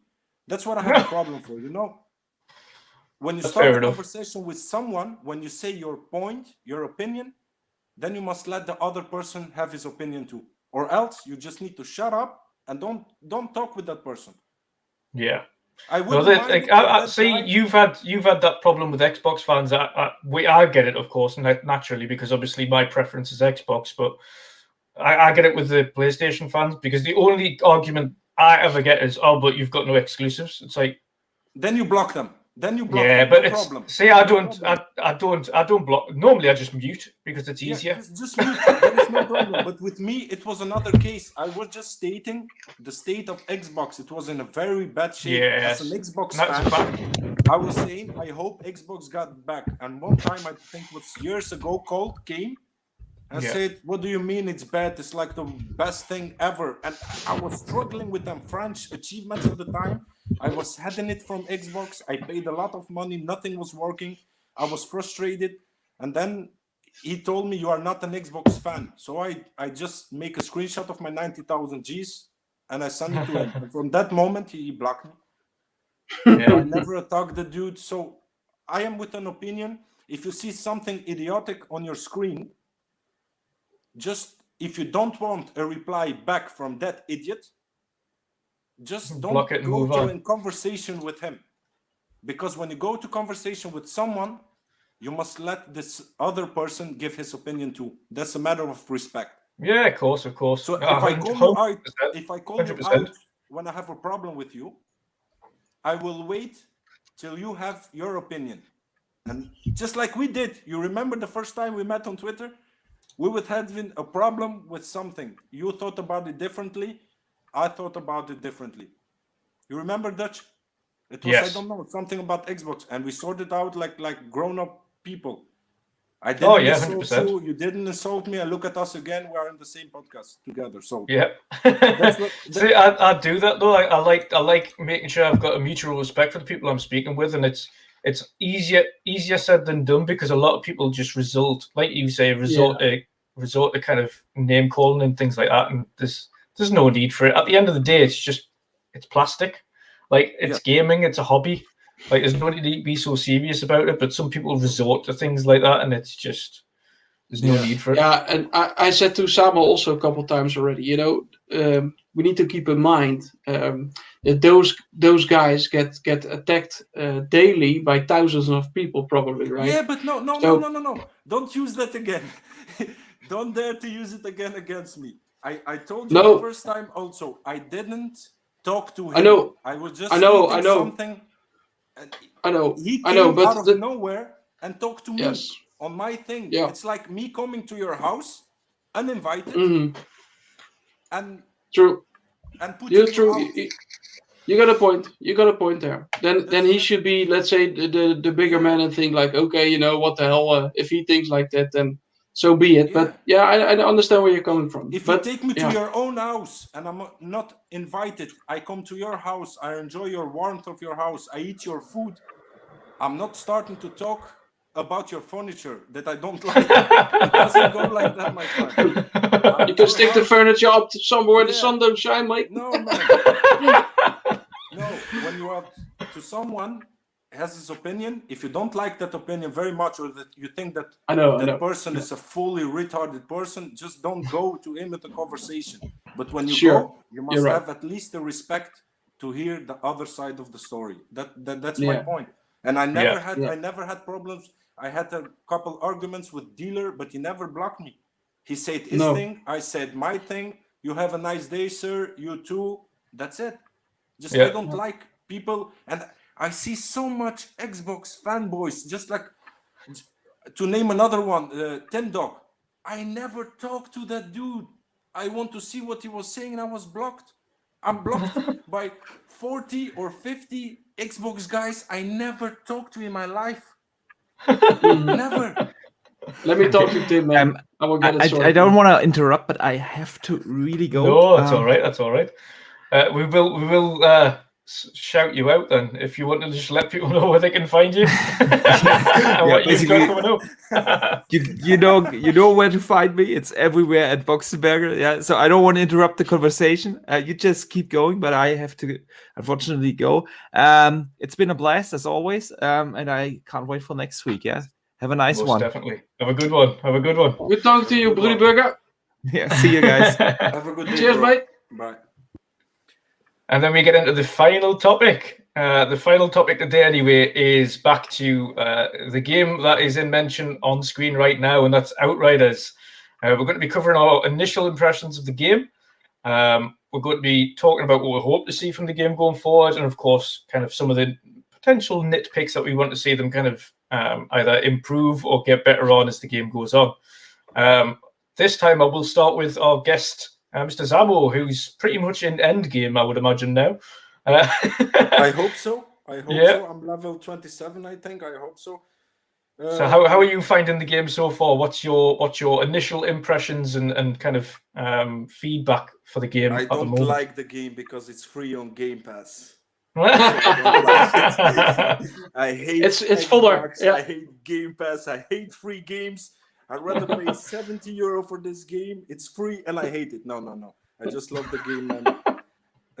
I don't know. It's something about the game that has me hooked on it. I don't know what it is because graphically it's not one of the best games I've seen. It's just like, I think it's the smoothness of the game that makes it all. It's smooth. I like it a lot. It has me hooked. I'm just playing this game and nothing else at the moment, and I will finish this game and I will keep playing this game. I'm having a blast with it. I'm liking everything. It's not, I don't know, it's smooth. I love it because it's smooth and the AI is very aggressive. So you cannot stay too long at one place and hope you don't die. Yeah. But yeah, it's a good game. But I don't like that it's free though. I rather pay €70 for it. I have to agree. It's Game Pass fuller. I can't put my finger on why I like the game so much because it doesn't do anything different. Yes. Like it, and the amount of people I've spoke to as well, where I've asked them the same question, and they've just said, "Yeah, I don't understand why I'm like enjoying the game so much because it's not like it's doing anything new. Like it's everything is pretty much the same, but it's the way they've done it." Is it maybe because I had this conversation also with Vincent? Because this is a third-person shooter. And normally, when you have Destiny, you level up your character, etc. You have different kind of loops of your character, but you never really see because it's a first-person shooter, right? The same why I'm also thinking that Halo should be also having an option to play in third person because the Master Chief is a badass dude. You want to see the armor, the scratches, and etc. So for this game, if you level up, your character changes. So you actually see visually what is changing. So you see, like you have on your head also, you have your scarf or you have your suit and etc. So I think also that combined with the super fluid gameplay, because it's 60 frame and I think it is so fluid as crazy. I even toned down the sensitivity of the game to 4. Because I was a little bit rusty, so I tuned it down. Yeah. But I think it's because it's a third-person Destiny a la Gears, let's say, shooter. I think that makes it different compared to the other game because it's not first-person; it's third-person. Of course.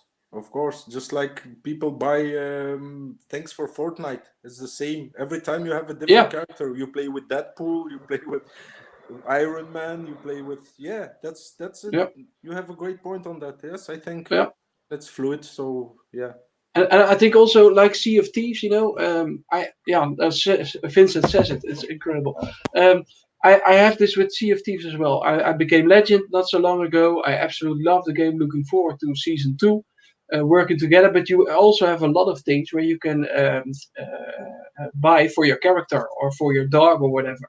But everything is in first person, unless you do an emote like dancing or sleeping or laughing, whatever. And then you can turn around the camera and see your character how it is looking.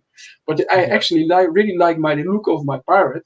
But I would really like that it's in third person because I think that makes the game so much different, or at least give us, like in PUBG, the option to toggle between first person and a third person view.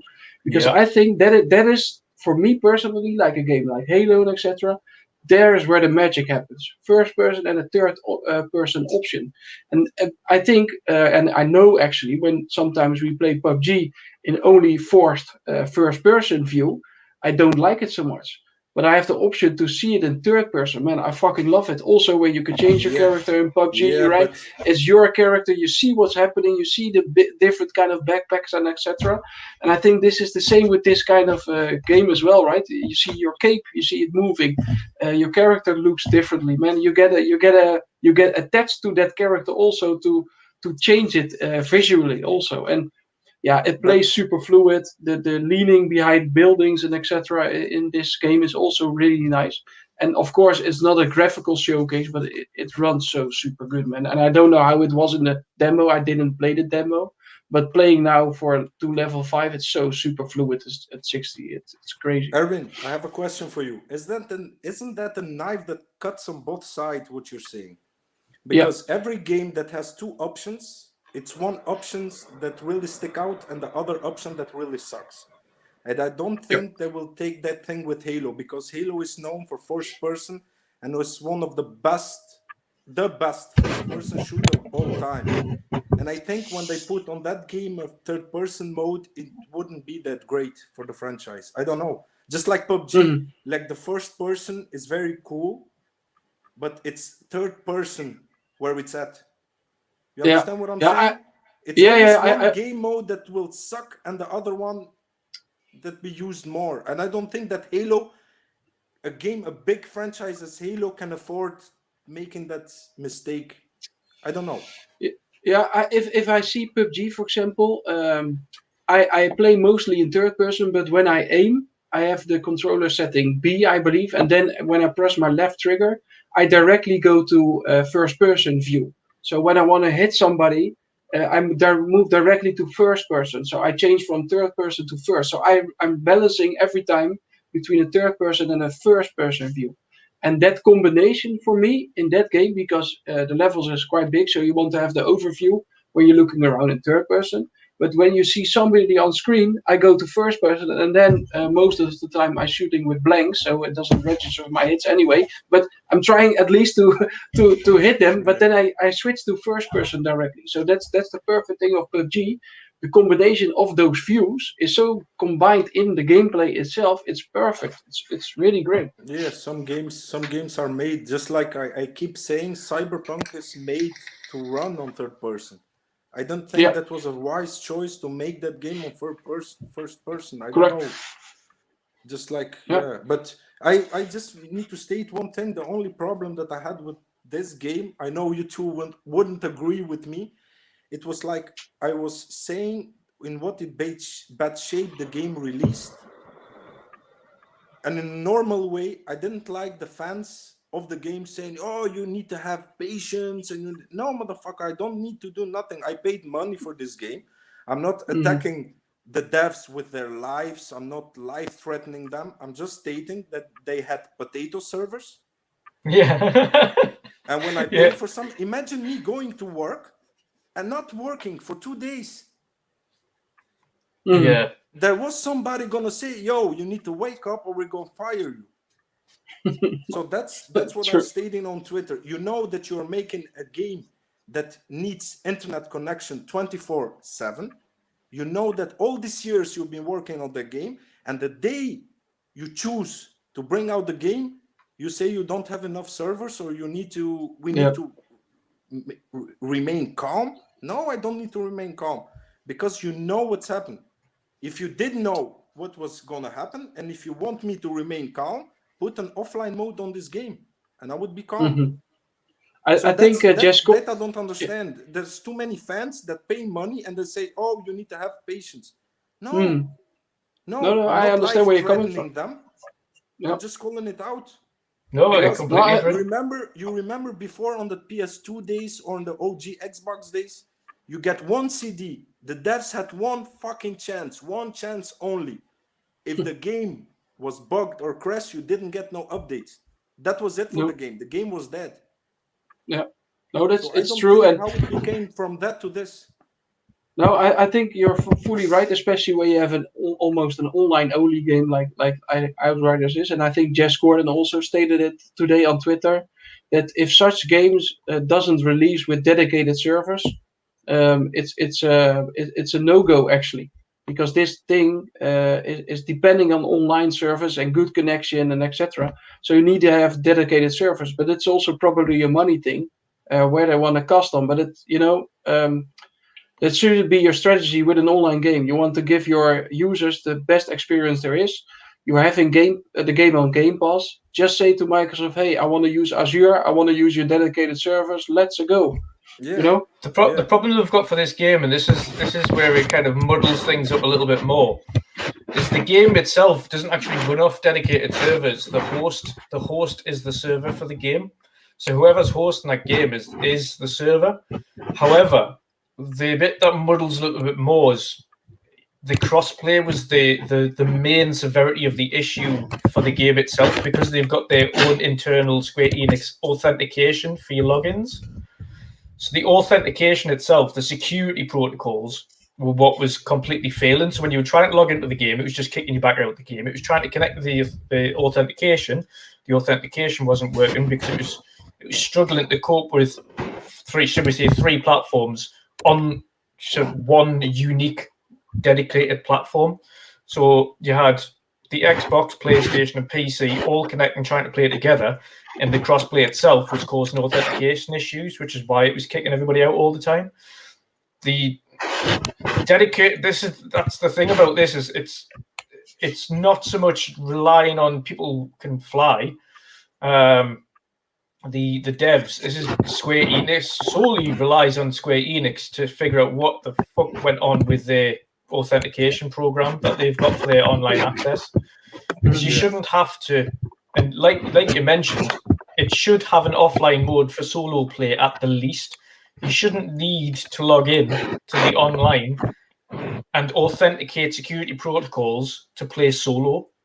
Like, you should just be able to play this game. This game as itself has nothing that requires online multiplayer when you're playing by yourself. There is nothing about this game that requires online access to play by yourself. Yes. Yeah. Yes. But that's the problem. You state your opinion, and if you dare to state your opinion, then you have 100 or 300 gamers that say, "Yo, take it easy, man. Give them time, give them this, give them that." I understand. Nothing is I will say perfect, but make sure the main thing you're using for this game is internet connection. Yeah. When that doesn't work, the game doesn't work.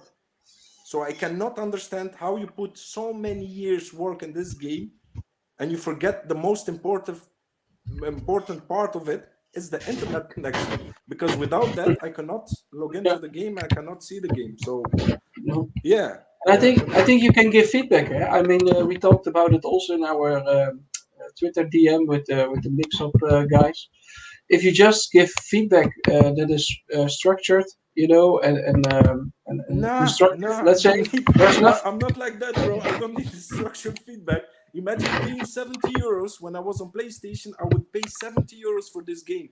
Imagine waiting for weeks, pre-ordering the game, paying 70 euros. You come from a hard day of work at home, 2 days in a row, and the game doesn't work. What constructive feedback you could give except for fix your fucking servers? I think you've got a good point there. I think I suppose that's a slight negative for Game Pass there, because if you look at it one way, we're lucky enough to have this game on Game Pass and we haven't paid any extra for it. We've paid our monthly subscription of $15. So when this game doesn't work, we can go, right, I really want to play this game, but luckily enough, I've got a lot of games I can be playing in the meantime. If it doesn't work, I can just log off. Whereas on PlayStation or on PC, if you've paid €70 for this game, and you've been waiting for this game, and you've paid €80 or $70 or whatever it is, £70, and you try to play that game and it doesn't work, you're gonna be pissed off, especially if it's an online-only game. It's just, I can understand. There's, like you say, it's a double-edged sword. If it's on Game Pass, it's not so much a problem because we haven't. You know what I mean? We haven't paid for it. Yeah, but yet you have a lot of people that purchased Game Pass only for this game. I would imagine you have a lot of people that purchased Game Pass for this game, and it's not the fault of this game alone. This game is the build-up of all the broken games we had. And at one point we had enough. Destiny started like crap. Battlefield 4 was unplayable the first months. Only thing I'm not such a big fan of that game, but only thing I love of that game is Call of Duty. Even on release day, millions of people played. I never had a problem. 12 o'clock in the night, release, bam, put it in, and you can play Call of Duty online. But that's the same with Halo, right? They always have some flight. How do they call it? Some flight sessions. Flight testing, to build up the servers gradually. Yeah, exactly. So you can expect with such kind of games that is no issue. But it's not excuse. I'm not making excuses for them, but maybe the interest for the game way overpassed what they've originally thought. That maybe so much more people are playing the game than they thought it would. But when you make a game, I think you need to consider all things. Who thought? Do you think the makers of Minecraft thought the game would be that big?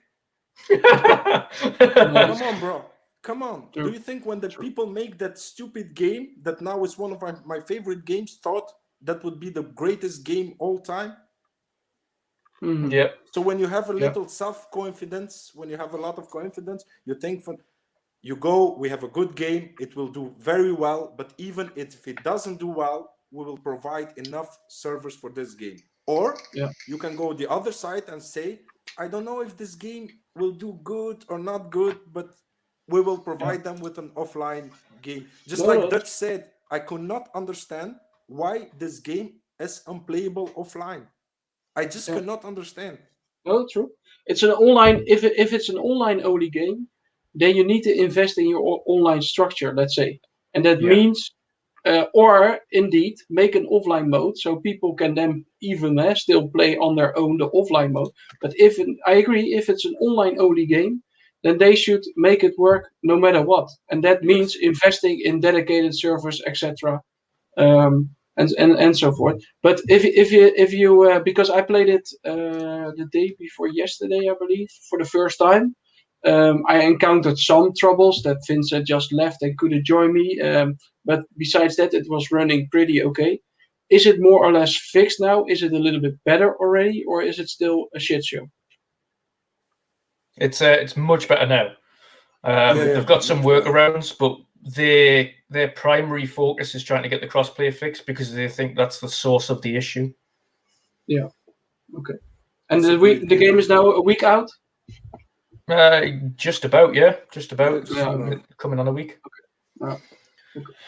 But yes, so the server issues aside, because again, they're things. It should have been. It is again. As Zamo was saying, it's a double-edged sword. Yes, they should have anticipated the sheer volume, or at least had the confidence to say, we believe our game can hit these numbers. But on the flip side, again, you can't predict all possibilities. And it could be, again, Steam performance is overtaken so many games. I mean, no one probably thought that it would quadruple Avengers' all-time peak player count on Steam.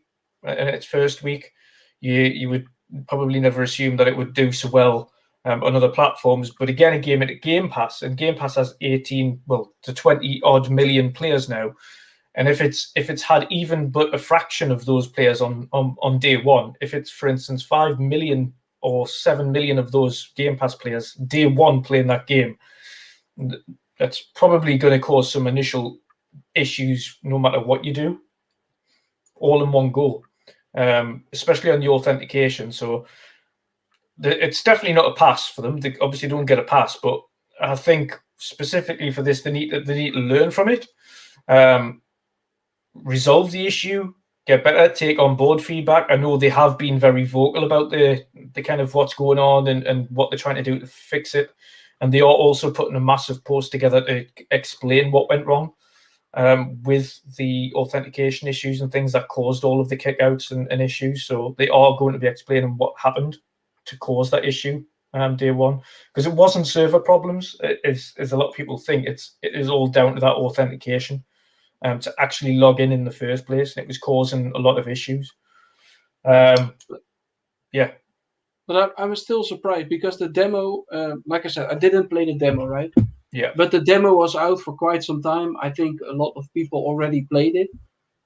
Yeah. Is it then something that you encounter already in that demo phase? That the I don't know how to say it in English, for fuck's sake, but authentication. Authentication, yes. Is it that already known then when you're playing the demo? I mean, I don't think that many played the demo and of course at that point no one knew it was in Game Pass. So I think a lot of people were like, it's not really a game for me, so I'm not going to try it.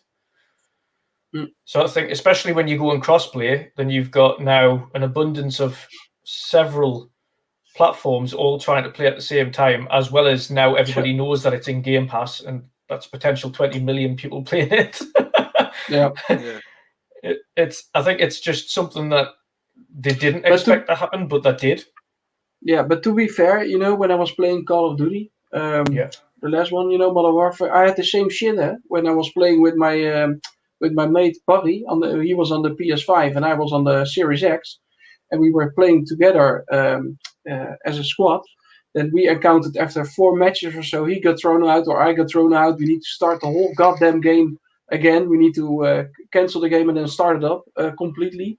And then we could play a couple matches. But that happens constantly, with the crossplay thing. I think it's nice to have crossplay, but that was really frustrating. So even on Call of Duty, we encountered such things a lot, quite actually. Yeah, but you encountered it while trying to play crossplay. So when that doesn't work, you can have something on your mind. Oh, fuck it. Maybe I'll play alone, or fuck it, I will play single player or zombies. But this game, if you cannot log in, you can't play. No, true. So there are no other options to play. I think that's one thing that as a community they need to ask for is an offline mode for this game. I think that's one thing they need to push for.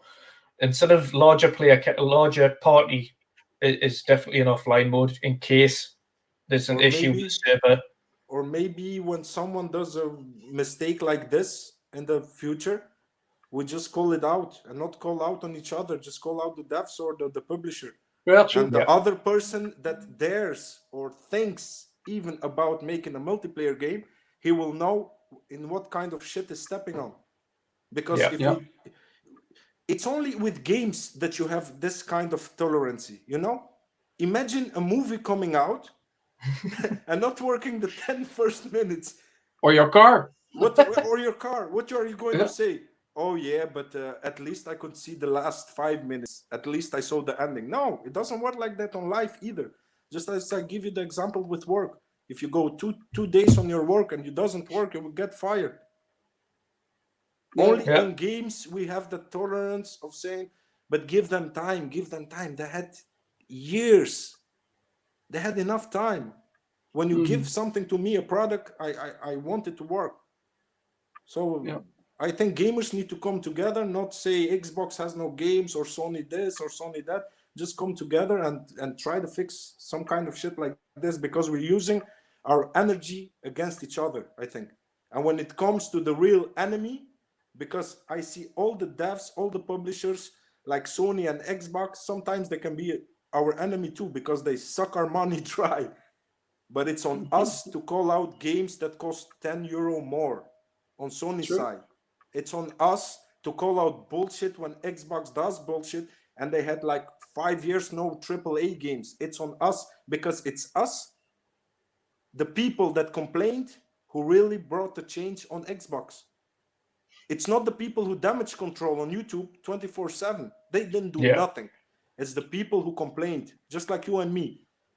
Just like I was glad when you see the indie showcase that you were going in and calling it trash.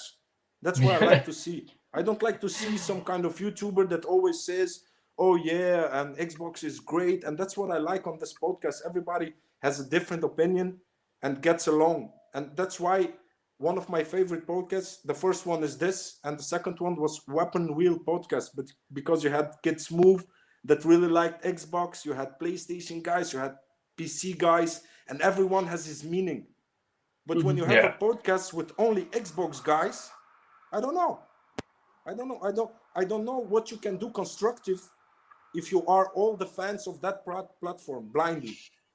Blindly. But I think we are guys, and I met Dutch also in real life. I think we have a quite realistic view on what's going on in the world, not only in gaming, but just a clear thought, a thought of mind that is just, let's say, normal. But, when you love something, I think you need to be critical, because if they mess up something you like, you want to do them better, right? And that only can happen when you give feedback. If I have customers, because I'm in a sales job, sometimes customers complain as well. Then I think, okay, what can we do better for them to fulfill their needs on a different kind of way? And that's how they work as well. And I think not only people spoke up that Xbox changed, people spoke with their wallets as well. If there's maybe only 50 or 60 million consoles sold instead of the 85 or 90 million that they did with the Xbox 360, then Microsoft starts to think, hey, okay, we're definitely messing up. And we all know the history, what happened, with Myers and Don Metric and all those kind of trash. But they saw, hey, something was going wrong. And the company then can decide, okay, we're going to stop with Xbox, or we're going to invest heavily and to fulfill customer needs. And to put the customer in the centric. And that's what they did. And that's what I appreciated. Because if we go back to 2013 again, we had 5 studios. Don't go back, please. But to make the comparison, it's black and white. Now we have 23 fucking studios. We have a console that is doing great. There are multiple options with consoles, with the Series S as well.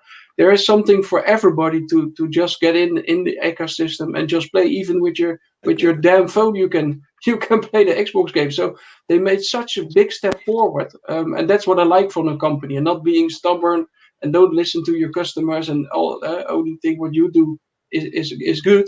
You need to adjust your strategy based on customer needs, and I think that is what Microsoft did really well. Yeah, but bro, you and me and Dutch really knows how the world is like. But then you have some people that follow big YouTubers. Sure. And then you have, for me, it's not to lick boots or something. This is my favorite podcast. This and Weapon Wheel podcast, because I can really find my own when you guys talking. But imagine Dutch having 1,000 or 2,000 followers. That means 2,000 people are watching. And I don't care what I'm about to say now, but then you have another Xbox-centric dude with 100,000 followers who bashes God of War and says he's going to play 100 hours on Crackdown 3. But his followers going to take that thing personally. They will think, oh my God, fuck God of War, Crackdown is better. Let's buy Crackdown. Now you're misleading people. Now you're just not being funny anymore because you have 100,000 followers following you. And that's my problem with it. You have 100,000 players or followers, and then you have kids from 12 and 11 years old who are thinking, oh, maybe God of War really sucks. Maybe I would spend 70 euro on Crackdown. No, it doesn't work like that. No. If Xbox has something great, I will call it out. And if Sony has something great, I will call it out. If someone has a failure, it's your job as a YouTuber to call it out. Yep. Because when you're corporate slaves, then your followers will think you are telling the truth. And you're not trolling, but you are misleading people. That's my problem. Hey, by the way, did you try Crackdown 3 already? Did you play it? Hell no. Just because of that comment, I will never try Crackdown. Just because of that comment. When you have the balls, no. No one should have the balls to compare Crackdown to God of War. Oh, you need to be the bigger man, and don't let something ruin your gaming experience. Of course, because It's like comparing Halo with Killzone.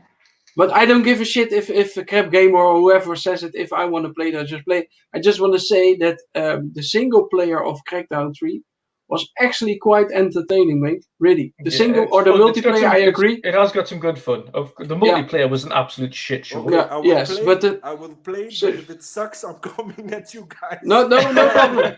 No problem. I finished the game. I loved it. I like the. What I would say is Crackdown 3 as a single player is just silly fun. Like, do not take that game seriously. It's just silly. Like you're launching tanks and things at people. Bro, but I cannot understand how someone can compare. Sure. I would never do that. Games, but that's not on the same league as God of War. The only game that Xbox has in the same league as God of War, and the name of it is Halo. Yeah. And maybe Halo is bigger as a franchise. But do not put Crackdown, Recon. No, never. No. I love Xbox more than I love PlayStation. Yeah. But there are no games on earth bigger. The one game that could dethrone everything PlayStation has done from now, that could be a GTA or Half-Life 3. I just told Erwin 1 week ago, I told him the console that makes Half-Life 3 exclusive wins all generations. You've got a point. Half-Life 3 is like massively anticipated if Gabe wants to pull his finger out. Yeah, that game will break the internet. Gabe Newell. That's the guy from Valve, right? Gabe Newell? Yeah, he likes. I remember. Yes, he was on the show, right, in America on a morning show or whatever, and he gave the interview and he likes Xbox. So who knows what's going on in the background there? Who knows? You know, if you see what Phil is doing on the background with all those people, and he knows Gabe Newell, I think also pretty good. Who knows what's going to happen, man? But that's something that we maybe have a big rabbit out of that at E3. That will be fucking epic. But, you know, it's wishful thinking now. But let's see. And the final one for both of you then. Having played varying hours of the game so far, what would you like them to add to it more than going forward? I would like them to stop making the game free and make me pay 70 euros for it. I would appreciate it. No. More the same kind of DLC, just like Destiny did. Yes. I love the kind of DLC Destiny is bringing to the game. So if they go, and something that I would like when I get the fucking legendary, please make a sound, do something. Let me know when I get the legendary. Yes, that's it. Not just oh, brilliant! I've got one. No, I just press start. To see what I've got, and then I see, oh, look at there, legendary, yay, you know.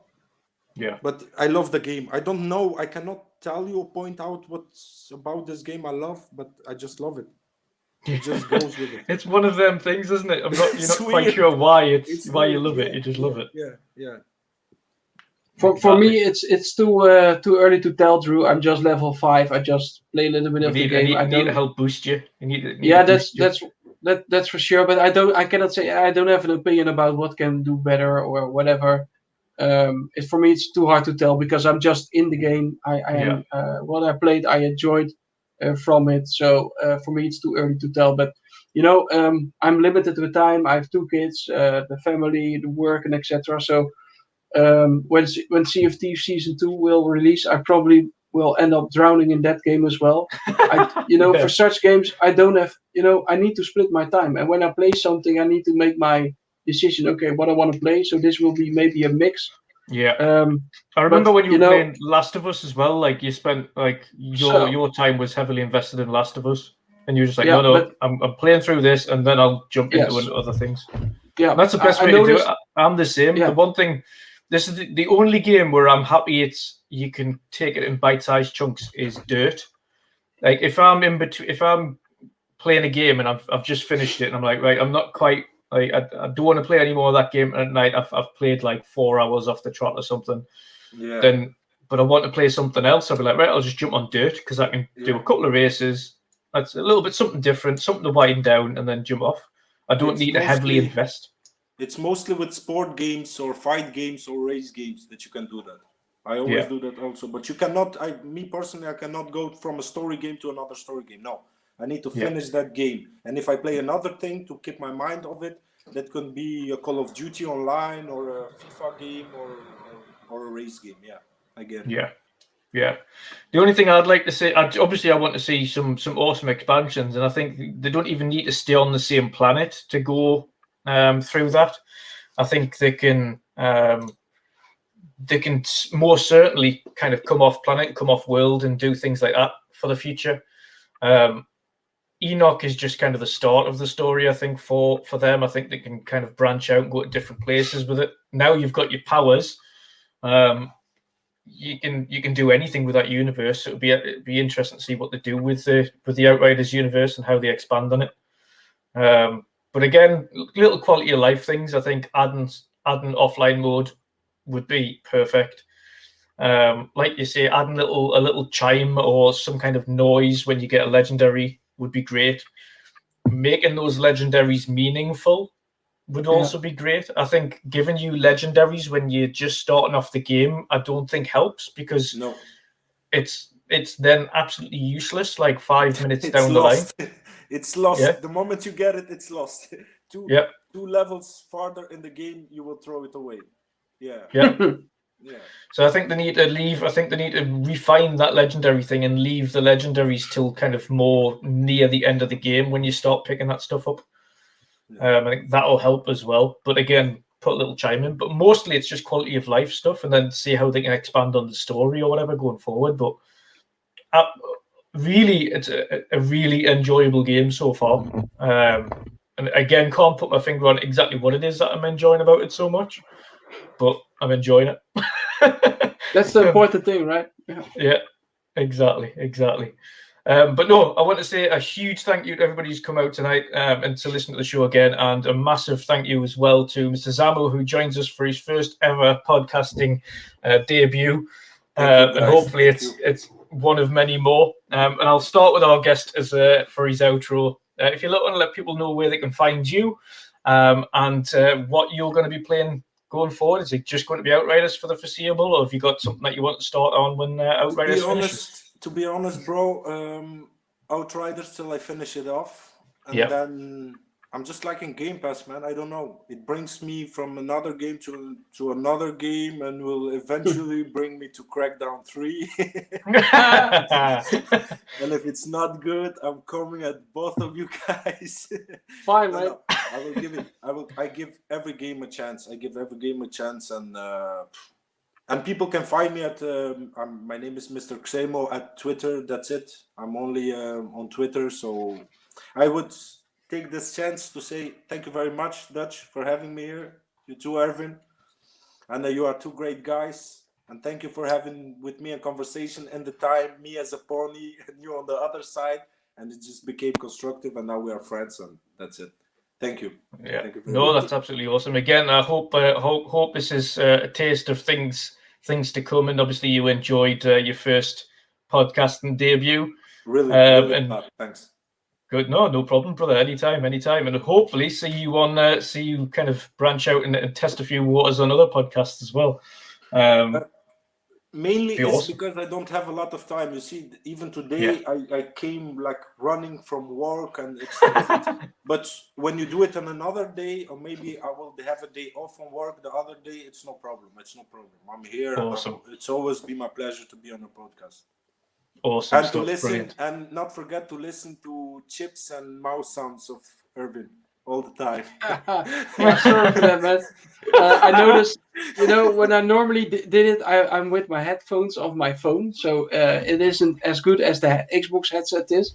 So I need to be careful that every sound that I make, it picks up. But I have the auto mute function also on, so I thought, okay, it doesn't pick up any sounds or whatever. And the button that I press, I notice on my PC it doesn't mute somehow. So I need to manually mute on this thing that we're using. And so I thought I was mute, so I was like, I feel a little bit embarrassed, guys. So sorry for that. One thing, it was funny as hell. Thank you guys for recommending me the Xbox headset. It's a very great headset. For the price of it, it's a very good headset. Thank you both. I just got it. I'm liking it. Awesome. It's awesome. Good. It's really comfortable, great sound, and again for the price, I don't think much comes near it. No, it's really, and I really like that you can adjust the sound levels with the on your headset itself. So that's what I really like as well. And it's super comfortable. I like it a lot.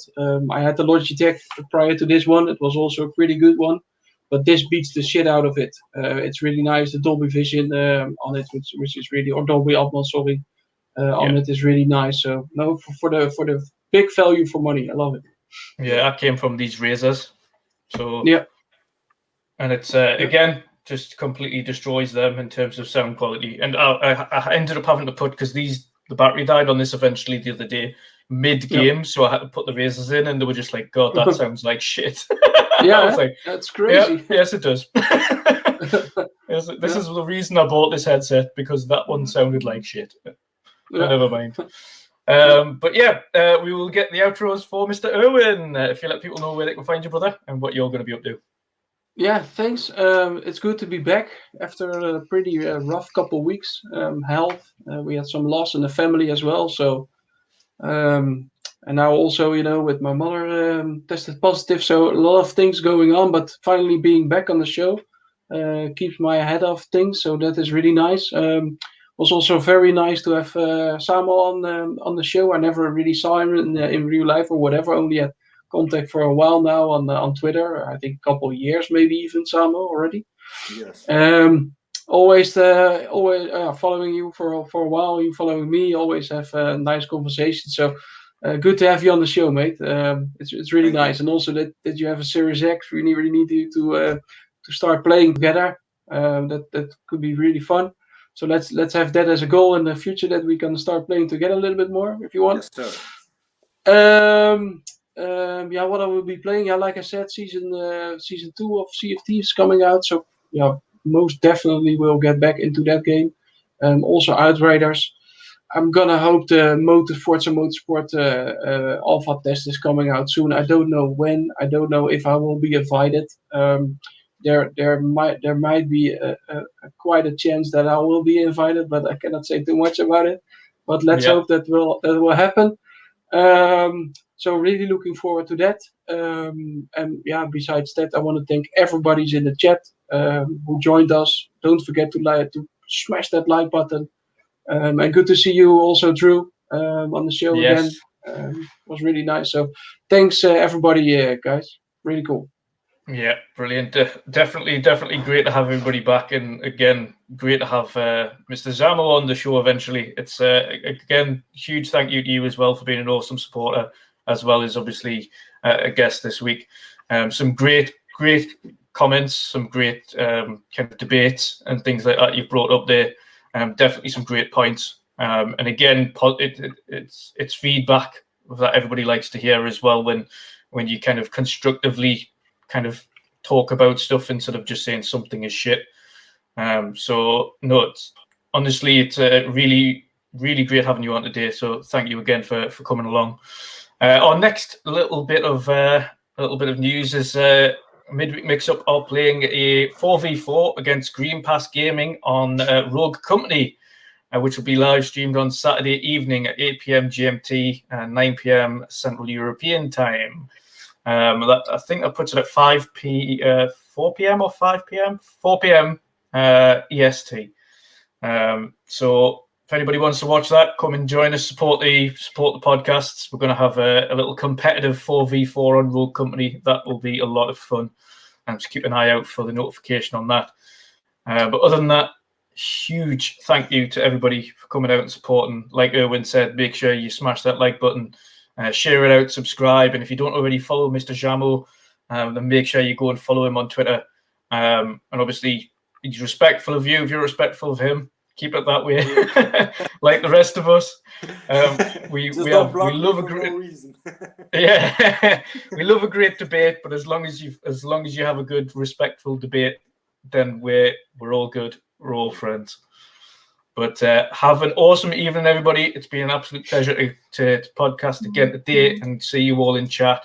Have a nice night, and see you all later. You too. Goodbye. Bye. Cheers, guys. Cheers.